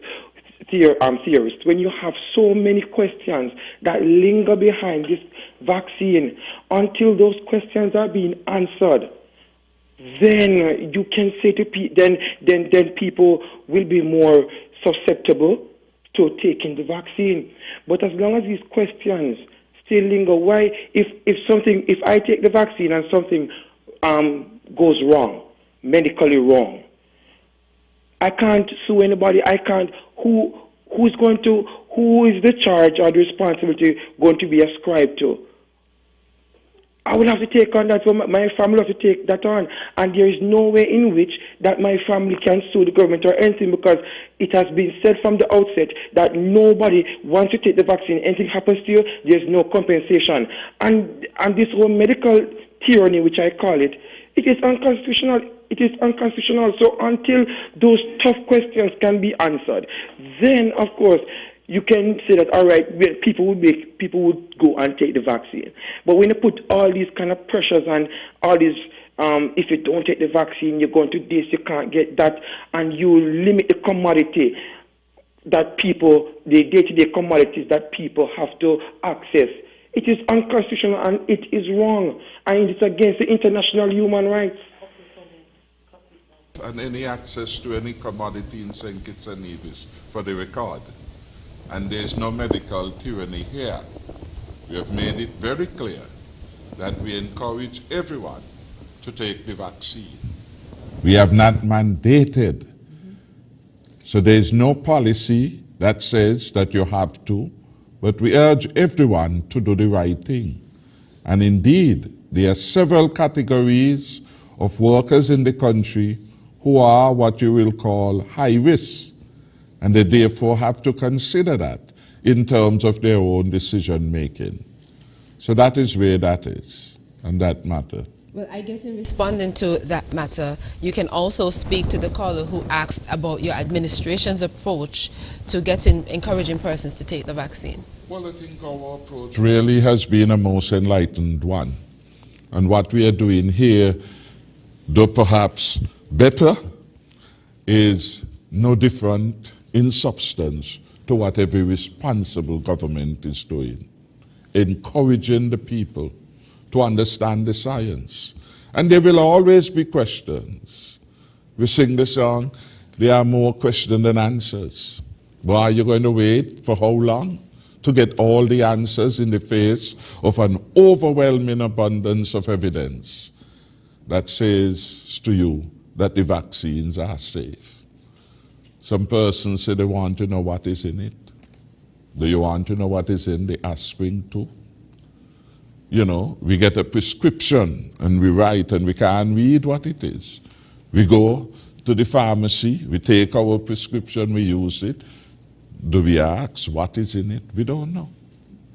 There has to be an element of trust in relation to these matters. I trust my doctor to give me good advice. If I have doubt, I seek a second opinion, and so on and so on. So that basically is a framework within which it is a new pandemic, and we are learning more about it day by day. That is why it's a dynamic situation. But you must also look at what is the consequence if you contract it. What is the consequence? And we know what the ultimate consequence will be. It is death. That is what they are fighting now in Trinidad and Tobago. That is what they are fighting now in Jamaica. This is what now they are fighting in India. This is what created the lockdown in the United Kingdom. So I think we know enough. We know enough to know what the right decision is. And so we could talk about these things which are important to say yes. But we know enough, and everyone must make that judgment call. We do encourage those who have questions to seek professional advice of their personal physician and then be guided accordingly. And of course, we have always said from day one, if you have a particular health condition, kindly check with your doctor before you attempt to take the vaccine. So there is nothing about the approach here. There is urging, there is encouragement, there is no mandatory policy with respect to it. Of course, as a government, having regard to the consequence of this, we have to look at every and all options. Looking at them doesn't cause them to happen, but we have to consider every option. In my way of governing the country, I don't usually take anything off the books because we learn as we go. So for example, we're talking about security. I've said to the High Command in prior meeting when we got in, when the homicides was outrageously alarming. Listen, we have to try everything. When persons come with idea, you can't just abandon it and not look into it. You examine it. It may not be workable at a particular moment in time and given certain situation in which you find yourself, but you don't just cavalier discard it. And so there are different approaches really, and different options may come, we consider them and we make a determination what is good and proper in the particular circumstances. And in the same way, with respect to this pandemic, we have said, as part of our decision-making process, that we will not, as a government, encourage the use of any vaccine that is not approved by the World Health Organization, because that is the platinum standards. That is the most significant body giving professional advice on issues of public health. And so you have a lot of names, maybe you have close to 200 vaccines at different stages, but they did not have the support of the WHO, only about 5 until now. And so we have said any that we will use must be something approved by the World Health Organization. Again, we have not used any big stick. We haven't used any small stick. We basically have been encouraging. We have been given the carrot. We are seeing people in different contexts and in different countries looking at different forms of incentive and considering all options. In Antigua, we see some supermarkets in the private sector giving, for example, a discount if you are vaccinated.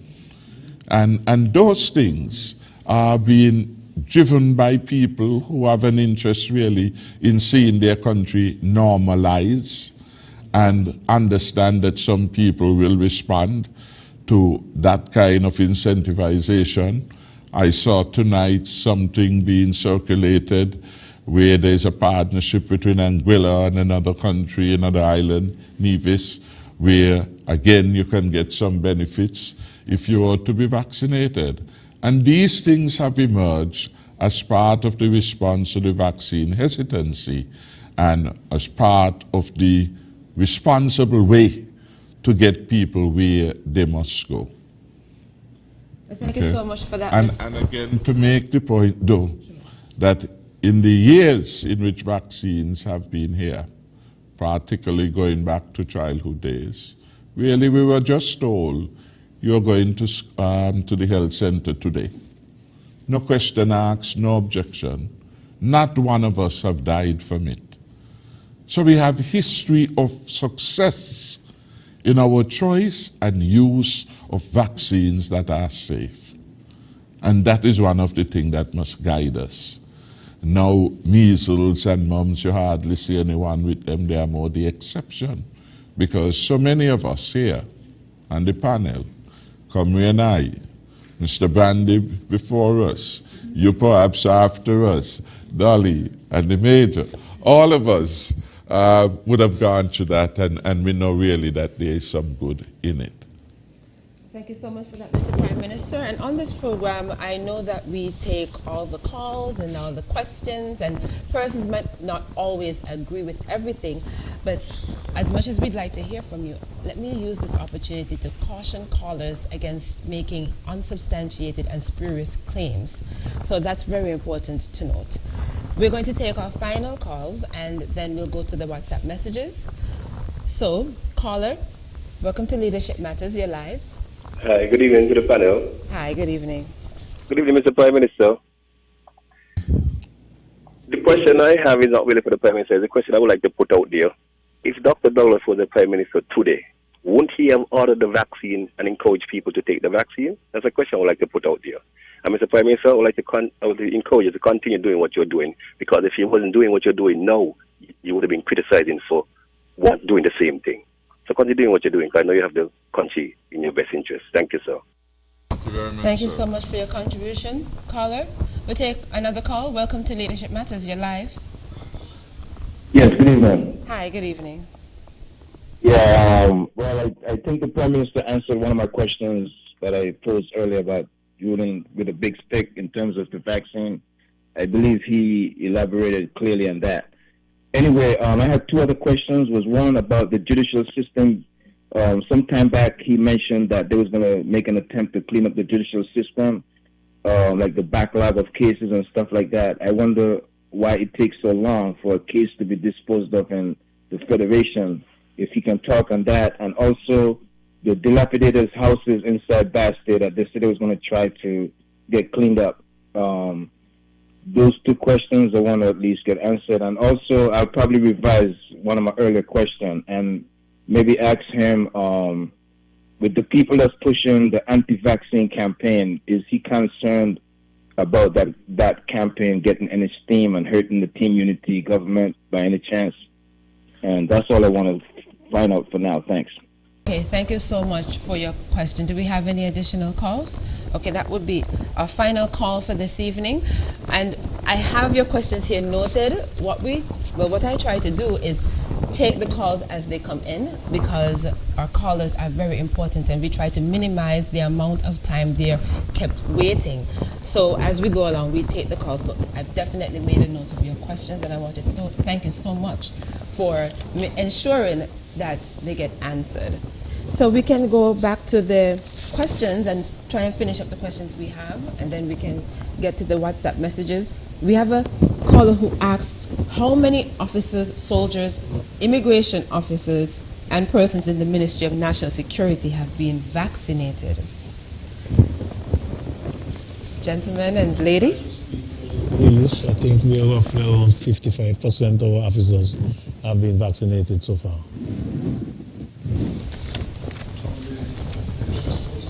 Vaccination status stand about 50%, and we're hoping to meet our target by 1st June, which is 70%.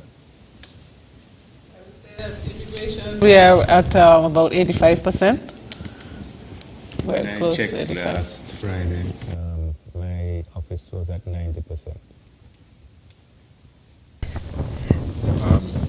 Let me say, for the government of a whole, we have started that exercise of tabulating, and therefore one would be in a better position to get this information, which is important information, because really this is a pandemic of global consequence, and every nation has to be moving. I would want to use the opportunity, though, to commend the efforts of the security agencies and their leaders. The most outstanding so far, going by the number, would be Madam Hughes, who have gotten at least 85%, and by tomorrow 90%. I am certain with the help of Jackie and Jeffers and all the other persons. I want to commend the front line, the police. We have 55%, so we have another 15% to be added within a few days.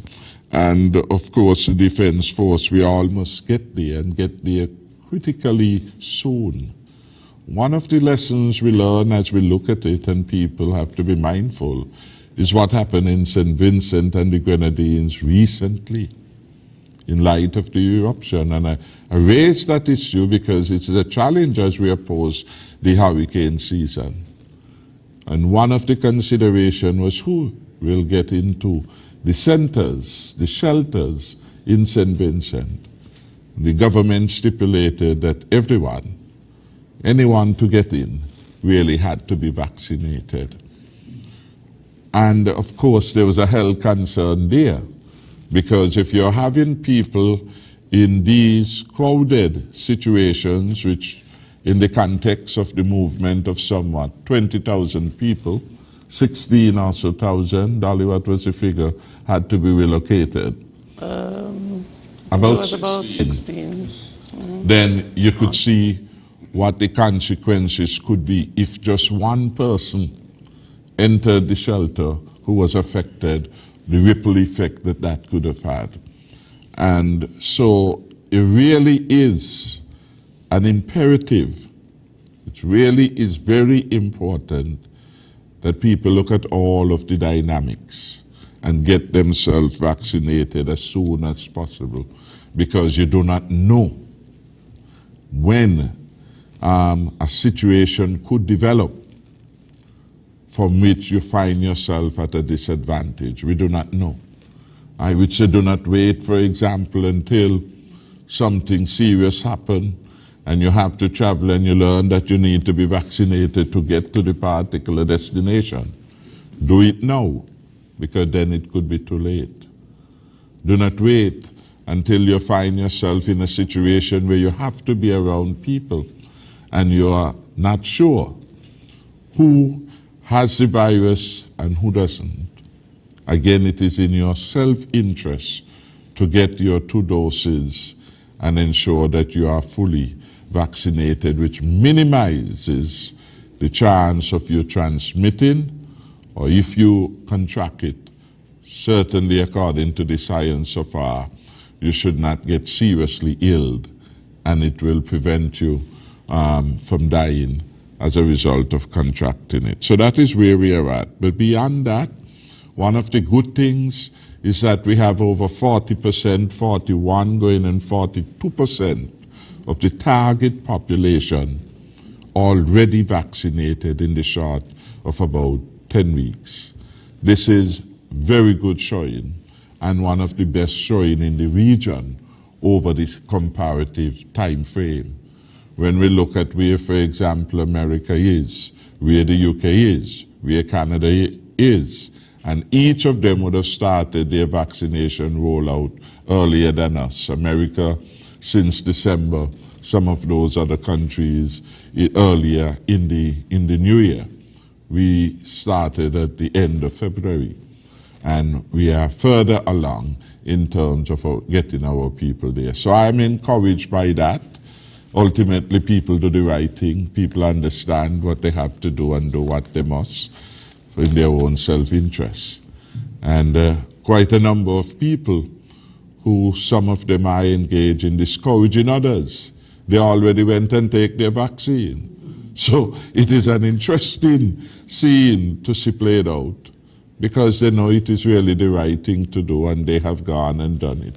But they have done it in secret, and so, as it were, they then do not share that they already have. It is unfortunate, but we are moving ahead, and certainly, we are getting there. We still have a distance, but we are getting there, and we are encouraged by the success of the rollout. We're in another couple of weeks. We will get to 50, which is a significant milestone, and then further on that part. What is also helpful is that we are seeing very good responses in relation to persons taking their second dose. We already, I think by last count, we have had over 1,000 persons who have already moved forward and had their second dose. And so these are good signs that the public is listening, at least some significant number of them, and they are doing their best in pursuing the health advice. So I want to commend all of those persons. We have delivered over 14,000, administered over 14,000 doses, and over 1,000 plus. In the short time when we started the second phase, which would have been last Tuesday it was, or Monday, Mr. Brandy? We started the exercise Tuesday. Then we have already have over 1,000 people. So that is significant development. We have the questions from the caller who reminded us to address them about the judicial system and what steps are being taken to clear the backlog. In relation to the judicial system, I must remind everyone that the judiciary is an independent branch of the government, and that by and large, in the context of St. Kitts and Nevis, they get direction and, of course, support from the Chief Justice in St. Lucia. What the government has done is to put as much resources as we can to ensure the efficiency of the turnaround in relation to matters at the court. We provide the resources. For example, we undertook to pay for a third judge, and at one point in St. Kitts we had 2, Justice Ward and I think Justice Ventos, plus 1 in Nevis. So for the first time, we had at least three judges available in the jurisdiction of St. Kitts and Nevis, and we had undertaken to meet all the expenses related thereto. That was one way of having a quick turnaround.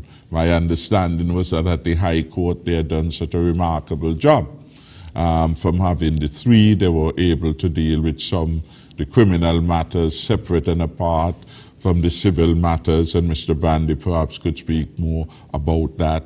And that had led to great efficiency in terms of turnover with respect to the court. But there are other matters impacting upon the delivery. For example, how quickly will the judge can hear the matter, but how quickly the judgment comes. And we have had, in our case, some cases where judges leave the jurisdiction and they have pending matters. And that in itself takes time.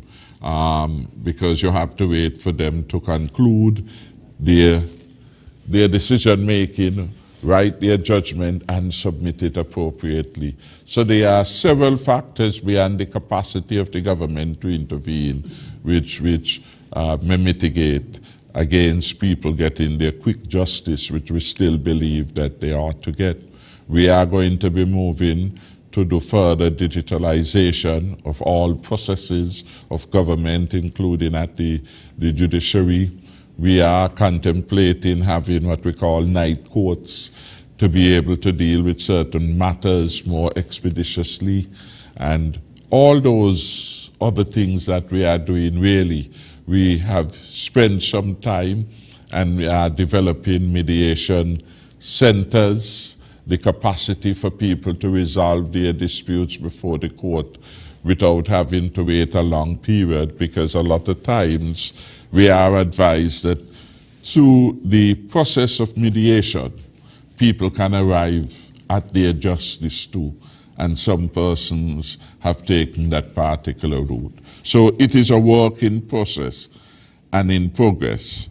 In relation to the dilapidated houses, that is a matter that is of concern to us. Indeed, one of the programs in which some of our at-risk young people who had become part of the alternative pathway had been engaged in Bastia, had been addressing that challenge in cleaning and clearing some of these abandoned homes. They have a number of issues in relation to them, and some of it is that, well, they are private property, and how far does the state go in getting itself involved with private property? Do you acquire them? And do you want to acquire every abandoned property in the city and elsewhere? So we are having some consultation and some outreach and some documentation with respect to these properties. Some of them I'm almost certain that given their location, the government may have an interest in buying to put for public purposes. And so this matter is one which a committee should be engaged so that we could have the kind of thinking through and the kind of intellectual work that would lead to good outcomes. And so the government continued to be dealing with this matter, and I'm sure in the not too distant future we will be able to deal with it. Mr. Commissioner, I know that abandoned properties are included in some of the operations of the police. Anything you'd like to add to that? Yes, I wish to say that our officers normally take serious attention when it comes to abandoned property in and around Bastia or anywhere in the country where criminals normally tend to hide drugs or firearms. And quite often we use our dogs to conduct searches in those abandoned houses. And up to last month, a firearm was recovered in an abandoned house at Market Street. Thank you so much for that, Mr. Commissioner. We have it came in the form of it was a suggestion in the form of a question, Mr. Prime Minister, about considering using cards from the electoral office to replace the vaccine cards that are currently being issued. At the last cabinet meeting, that matter of the type of vaccination evidence one would have or should have was discussed. The Chief Medical Officer, Dr. Lords, has some idea which her professional team is looking at, and also looking at the experiences of other countries, looking at the capability to have these in a digitalized form, in a manner of speaking, so you can upload on your phone and you can walk with that, and other more tangible forms in which you could have the evidence with you. So that is actively under consideration, and I am hoping that very shortly we will be able to come to the country and to say, well, this is what we have opted for. In the meantime, though, every person who gets vaccinated has a card which outlines clearly the date on which they were vaccinated, the type of vaccine that they have, and all the other relevant particulars. And of course, in designing and developing this, we have to adhere to international best practices in relation to them. 1 or 2 countries have gone on to develop what they call the vaccination passport. Israel, that has done a very good job in its own vaccination rollout, has done some collaboration with a number of countries in the European Union. And so we have at least some examples of what potentially can be, and it is for our own local experts here to finalize where we will go and to make the recommendation to the Cabinet. But the discussion is being undertaken as we speak. We will take a break at this moment, and when we come back, we'll answer the remaining questions we have from callers, as well as address the WhatsApp questions that we have. So it's going to be the final leg of the program. Don't touch that dial. We'll be right back.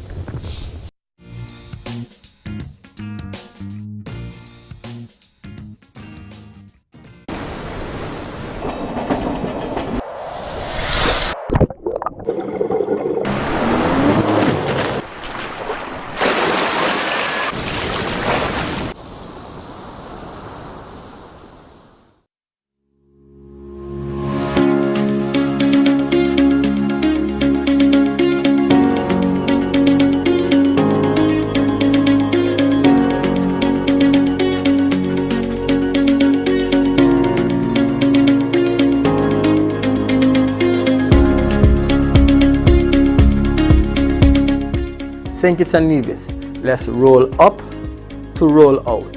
It's our best shot.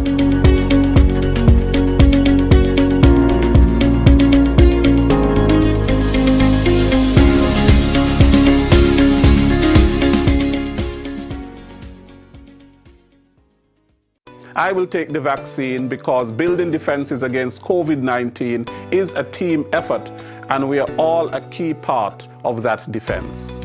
I definitely will be taking the vaccine when it's my turn. I will be taking the vaccine as it is an important tool in the fight against the pandemic. It is important for me to vaccinate to ensure that if I do become infected with the disease, it can prevent hospitalization. In addition, it also helps with herd immunity. I will take the vaccine to protect myself, my loved ones, my clients, my co-workers, my community. St. Kitts and Nevis, why do we need to vaccinate? Kenisha? So we can jab COVID-19 away.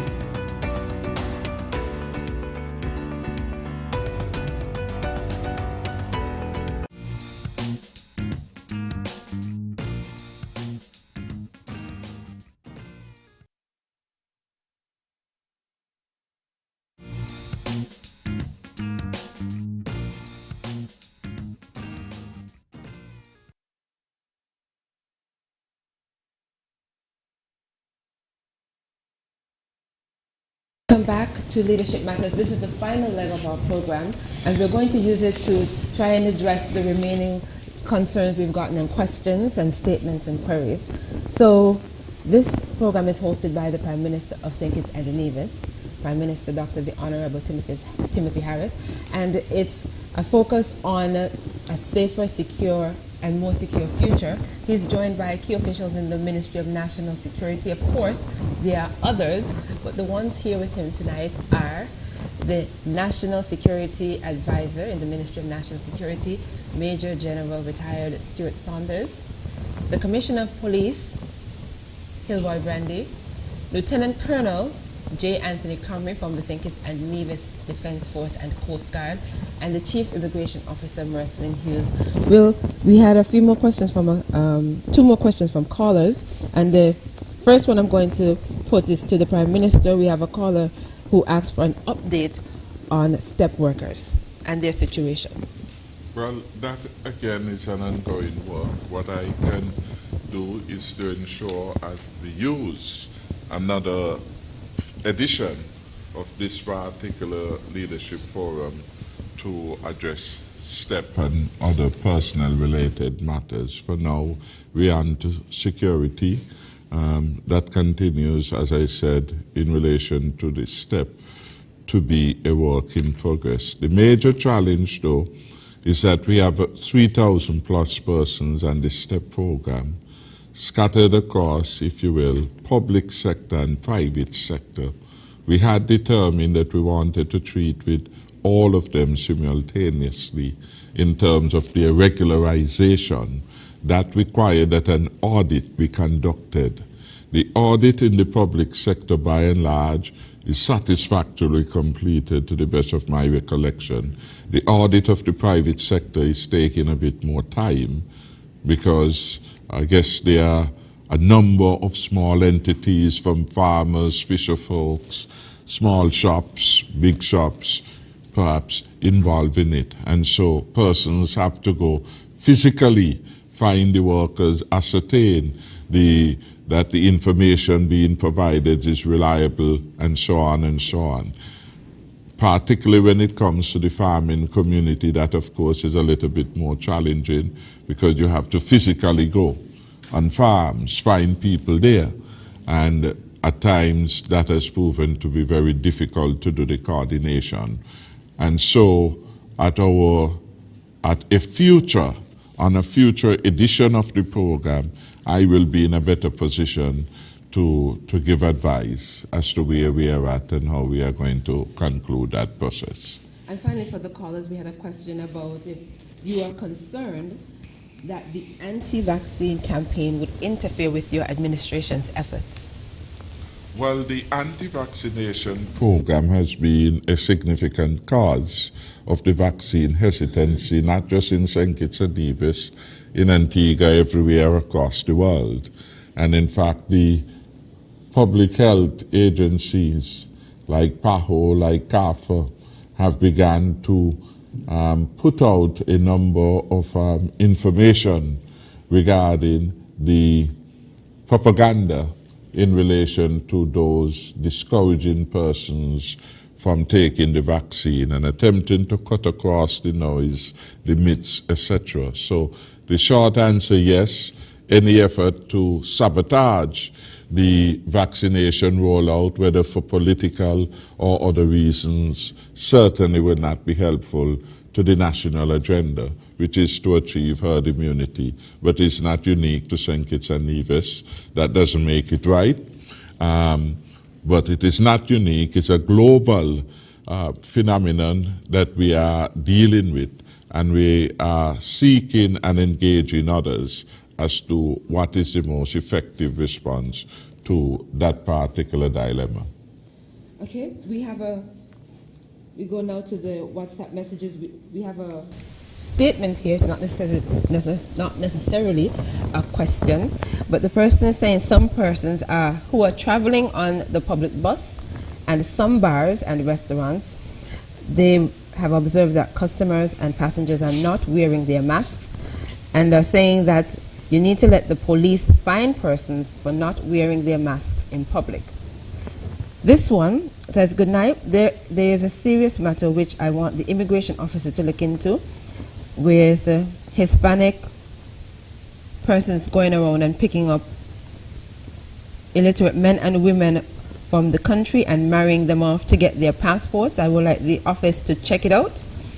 And she said it was done to her cousin, and she was paid a small sum of money. So her question is it illegal to do that?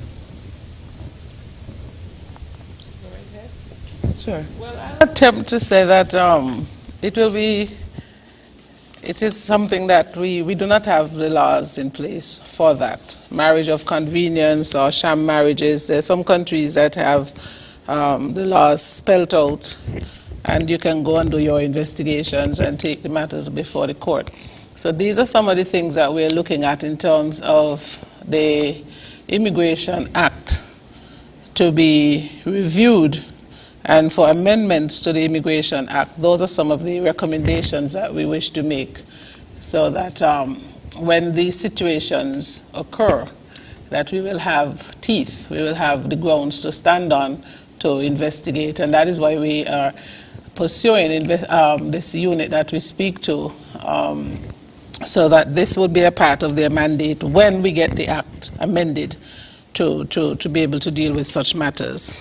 But I would like to encourage persons, as Mr. Rock would have said earlier, that as part of our intelligence gathering, we will find persons or locate persons like Mr. Rock himself to see if we can recruit him as one of our informants. We have a question, Mr. Prime Minister, saying that you are doing a good job with getting citizens vaccinated, and the person wants to know if it can be considered for persons who are allergic to the PEG in the vaccines, and also persons who have medical conditions and cannot take the vaccines, if they can take a PCR test, and if the test is negative, if they can be allowed to see CPL cricket and go to other sporting events.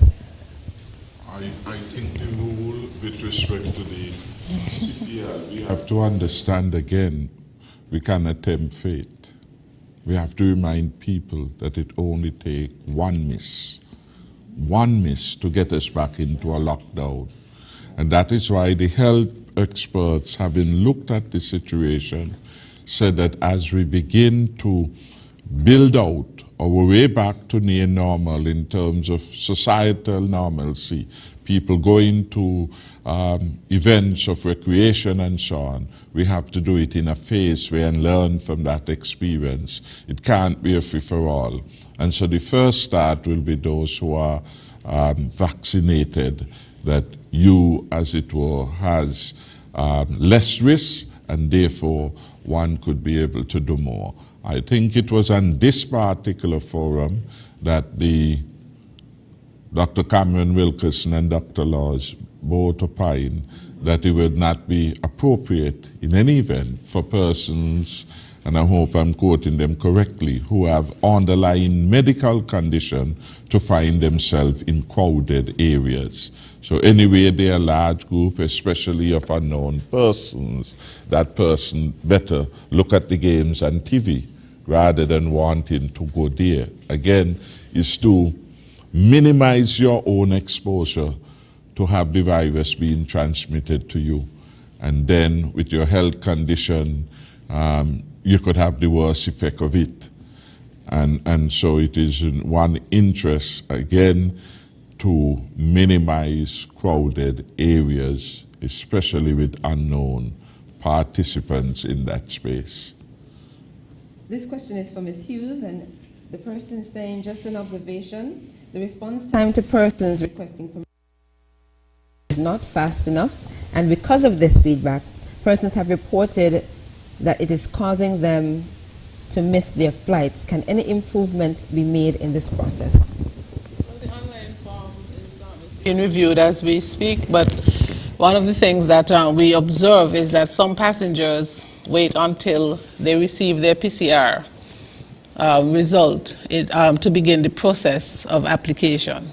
The application can start at any time because it's, as I say, it's three components. You have immigration, customs, health, and you can fill in the immigration and the customs. You can upload your information in the immigration and custom sections, and 72 hours before you travel, you can go ahead and upload the PCR in the health section.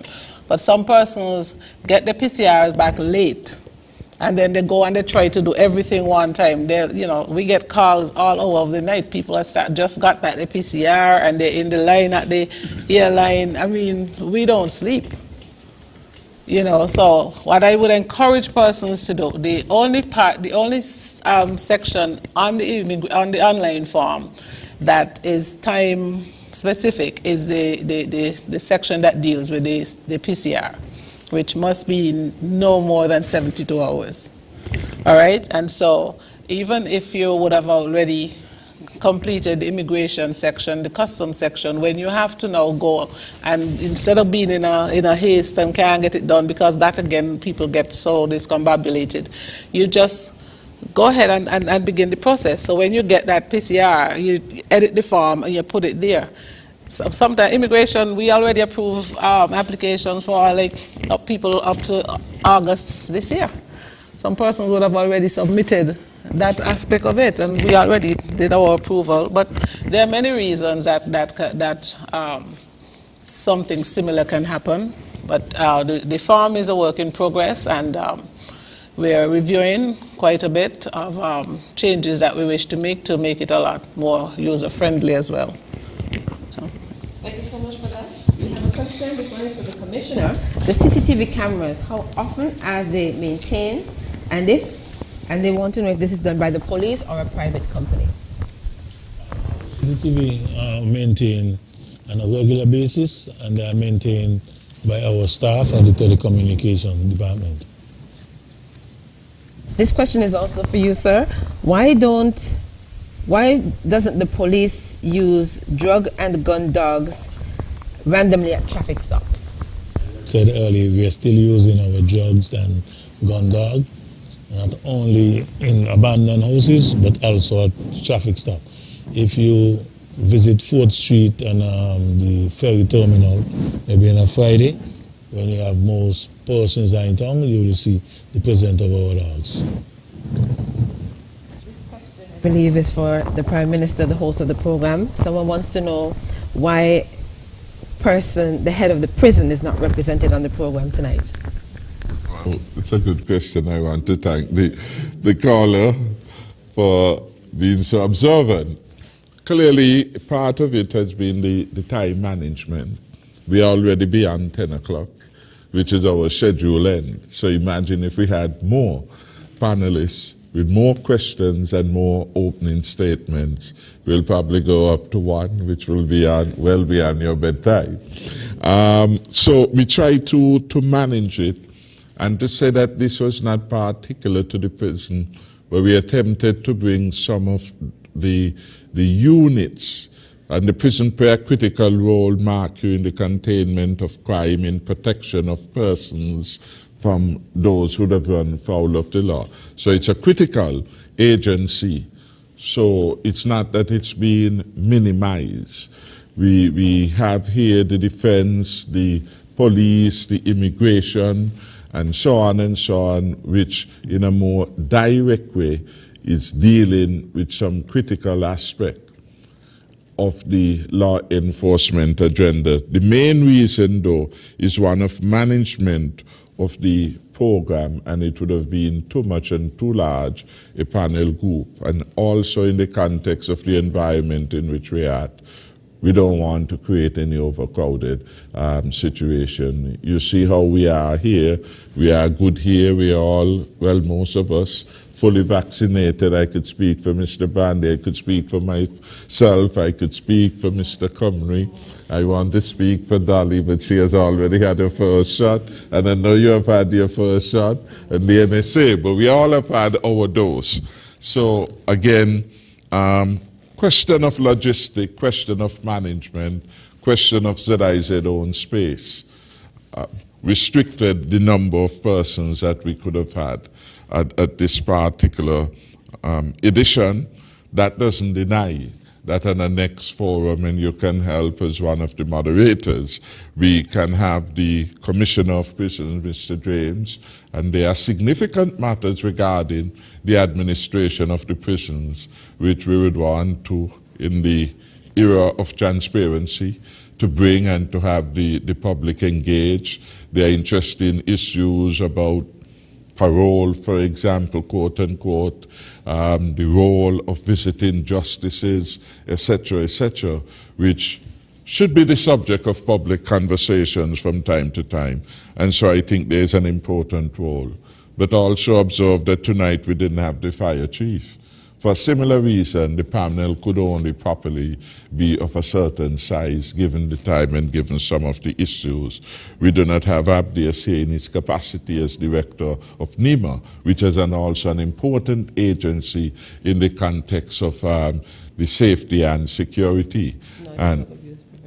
Not the drug abuse. So again, we have another set of enforcement agencies which can be part, and we could have a subsequent panel engage in those, because I'm sure that people will find that also to be a very interesting panel. And so we are open. Thanks for the observation.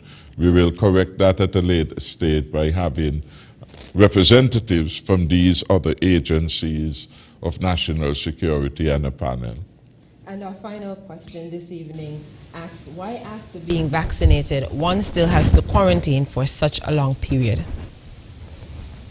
It would be best if the health practitioners answer, but the general understanding, though, in the context of St. Kitts and Nevis, if one is fully vaccinated, we have already reduced substantially the time frame of quarantine from 14 to 9 days.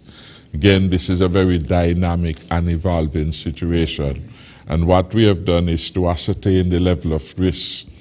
And the science again reveals, as I understand it, that the 9-day window is an appropriate window by which, if there are signs that one has the COVID-19 disease, that would reflect itself. So after 9 days and you are tested and you're negative, then it is good.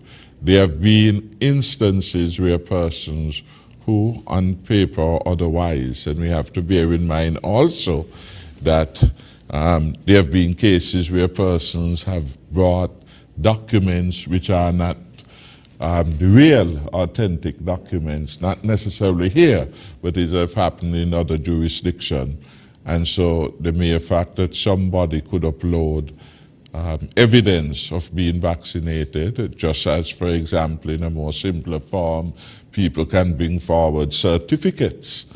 And we have had, in our case, had to, as part of the free movement, had to go back and do verification because something seemed off in relation to them.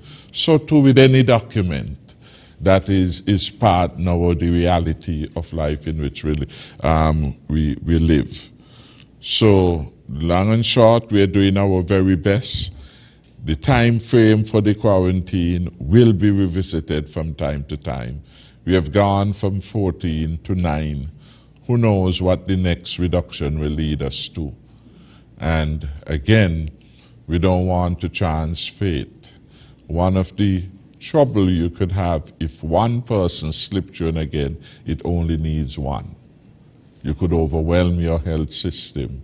And the evidence everywhere, whenever the health system is overwhelmed, people will die. And that has now borne itself out everywhere. In the USA, you saw what happened in the United Kingdom, in India now. You know, it is that they don't even have oxygen. The health system is under pressure. And that is why India turned out having one of the highest death rates over the last couple of weeks since the 12-month period in which we have had the pandemic. So we still need to move cautiously. So we in St. Kitts and Nevis, we have adopted a precautionary principle. If there is any reason for doubt, we must adopt the life-saving strategy. So more than anything else, we want to save lives. And if it means that people will have to quarantine for an extra day, we are prepared to do so. Because we really do not want to have a single death as a consequence of this. And we have been perhaps unique in some ways with the level of success we have been able to show to the world. We want to follow the science, and as the science tells us more, it is still relatively young. in terms of a disease that is going on for a year, and so you're learning more information. You're learning more information about who can and who can't, etc., take the vaccine. So we are being abiding by that advice. I want to thank you all for taking the time to address the calls and concerns and listen to the suggestions made by the persons who participated in this evening's program. And we have gotten to the point where we now have to wrap up. Yes, we're at the end of the show. Thank you so much for making it what it was. We will have closing statements in the reverse order of which we began. So, Ms. Hughes, Chief Immigration Officer of the St. Kitts and Nevis Immigration Department, you are now up first. Well, let me just say again to thank the Prime Minister, the Honorable Prime Minister, for inviting me to be a part of this panel this evening.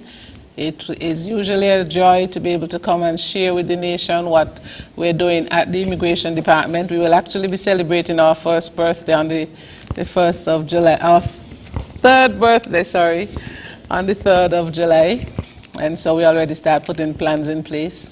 I'm thankful for my support team, Ms. Brown, my deputy, and my senior supervisor, Mr. Jeffers. I mean, they're a source of such great encouragement and always there to give me the support that I need. And there are others on the management team. I just want to thank all of them for the hard work that they're doing. I want to congratulate the immigration officers who have stepped forward to recognize that we are frontline officers and that it's important that they take the vaccine so that because they interact with very high-risk people on a daily basis. So I'm thankful for that. And as the Prime Minister said, it's a work in progress, and hopefully we will have 100% vaccination in the very near future. I would want to again encourage our citizens to be the eyes and the ears of the nation, help us to keep our borders safe and secured. We know that persons want to come here, desperately need to, and they're going to find means and ways of coming in. If they cannot come through the legal ports, they're going to try and come in illegally. And so we ask you to be observant and to report any suspicious activity whatsoever so that we can keep our country safe and we can keep this virus at bay. So again, thank you, and Honorable Prime Minister, it was a joy and a pleasure to be here with you and the other security chiefs. Thank you. Thank you so much. Roslyn Hughes, Chief Immigration Officer at the St. Kitts and Nevis Immigration Department. Commander Comrie? I would like to join my fellow partners thanking the Prime Minister for inviting us to the Leadership Matters program this evening. Protecting our borders from illegal movement of weapons, drug, contraband, and people while promoting lawful trade and travel is essential to the Federation's security, economic prosperity, and national sovereignty.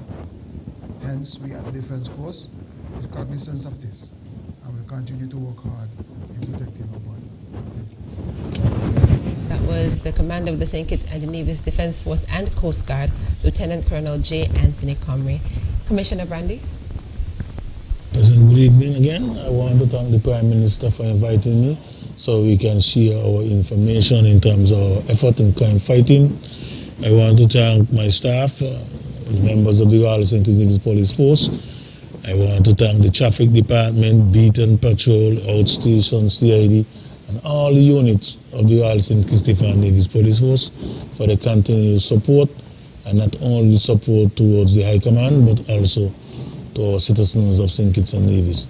For the citizens of St. Kitts and Nevis, we thank you for your information that you share with us, and those who yet to come on board, we're looking forward for you to come on board so we can make St. Kitts and Nevis one of the safest places on earth to live, work, and to do business. Thank you again, Mr. Prime Minister. Thank you so much, Commissioner of Police Hilroy Brandy from the Royal St. Christopher and Nevis Police Force. Major General Saunders.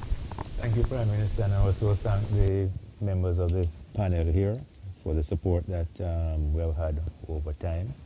I wish to point out to the public in general that national security is the business of everyone. We do have some way to go as far as fully establishing the national security architecture is concerned. We do have a lot of work still to do with our at-risk groups, but we can accomplish everything working together. Thank you. Thank you so much. That was the National Security Advisor in the Ministry of National Security, Major General retired Stuart Saunders.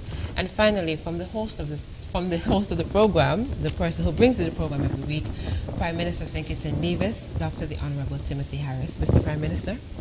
To thank you to you for so successfully moderating another edition of Leadership Matters.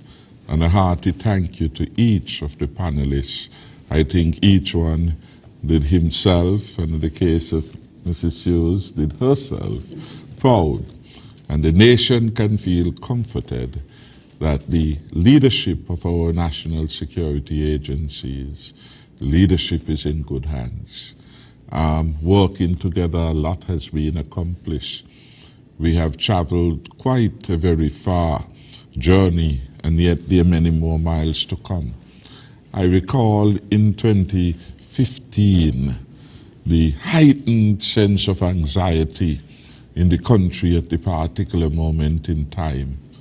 I recall that on election day in 2015, we had shooting in Connery, close to one of the polling division. I recall that on the 22nd of February, when the full cabinet had been sworn in then at Warner Park, we had just about 9 homicides on record. We were leading up to almost 52 homicides for that year, if we were to extrapolate what was then. So the country was really at a dark place. It had become known then as the murder capital of the world. Today we can sleep more peacefully. And I had been the minister and have been the Minister of National Security from 2015. It had been a most agonizing moment.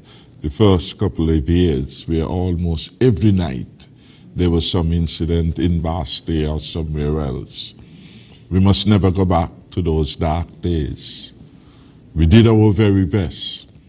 We invested in law enforcement in the country, in every area.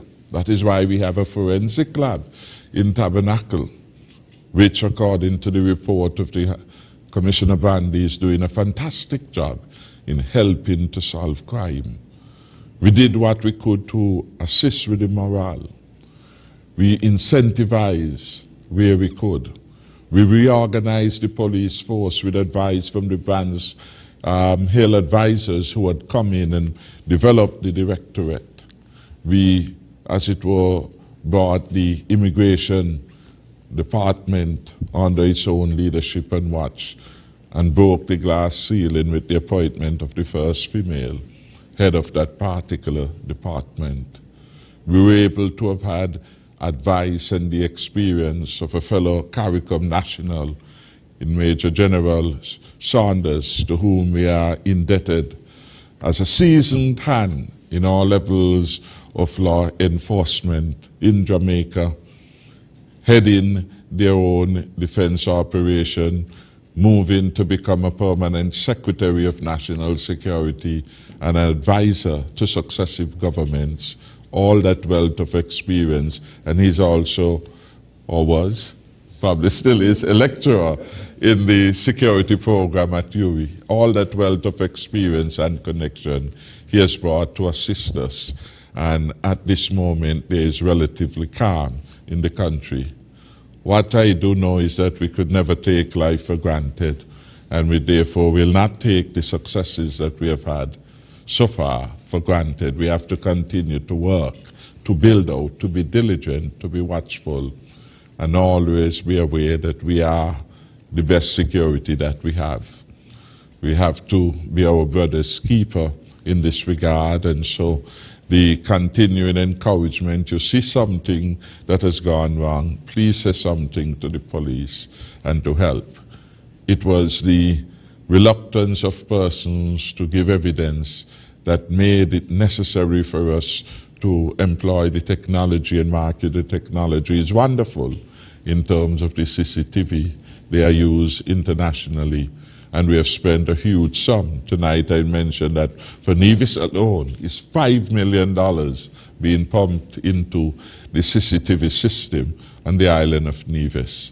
And we are continuing to expand that and to enhance that. we have determined again to ensure better retention in terms of the monitoring, that Mr. Brandy will increase the wages of those who are there in that center. I'm not sure whether he will subtract some of his allowance to make that a reality. But we are going to do some adjustment in that particular area and continue to do the good work. I gather that there are additional areas in terms of the forensic lab in which we are going, and I was heartened, I think it's tonight, Mr. Brandy mentioned that our forensic lab has been in service to other countries in the Caribbean region who have sent on to us, and I gather we are making some additions there at the facility to allow additional services to be provided there, so that we will put ourselves in a stronger and safer position. I was heartened by some of the comments we have had, the introduction of the compliance unit, it's called, Mrs. Hughes?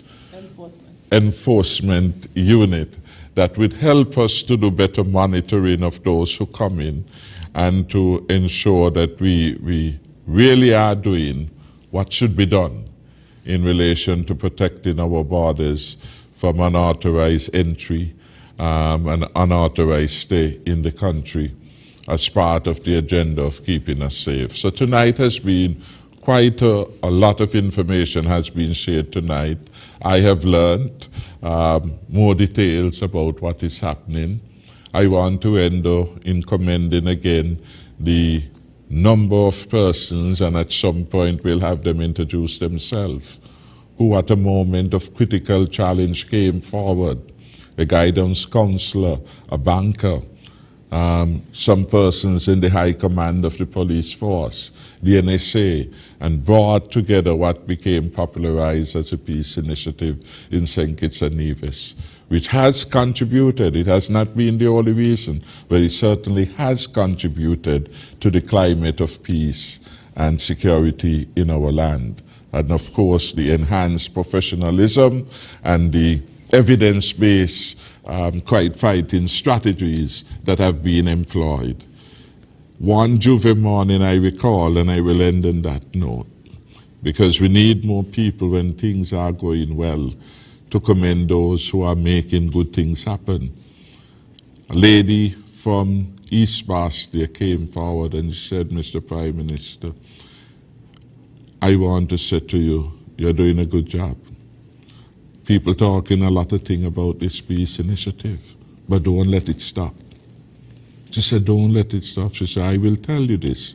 I lost a son, and up to this day, I haven't gotten over it as a result of this gang violence. Do not let it stop, because I do not want another mother to grieve the way I grieve. My heart welled up. She has suffered, and yet she had the compassion and the sensitivity to know that this program was important because it will prevent one other mother from losing their son, and maybe their daughters, because they were also females and are involved. And so she wanted to protect others from harm. I think that spirit should live in each of us, a desire to protect others from harm, even when we had been unlucky enough to be harmed. We will do our very best to keep our people safe. And you will not only just see the physical presence of the police, we want to build a cadre of professional people in psychology and being able to provide a range of social support to our people to help them, as it were, go through these periods of challenge and to rise again, to be constructive contributors to the growth and advancement of St. Kitts and Nevis.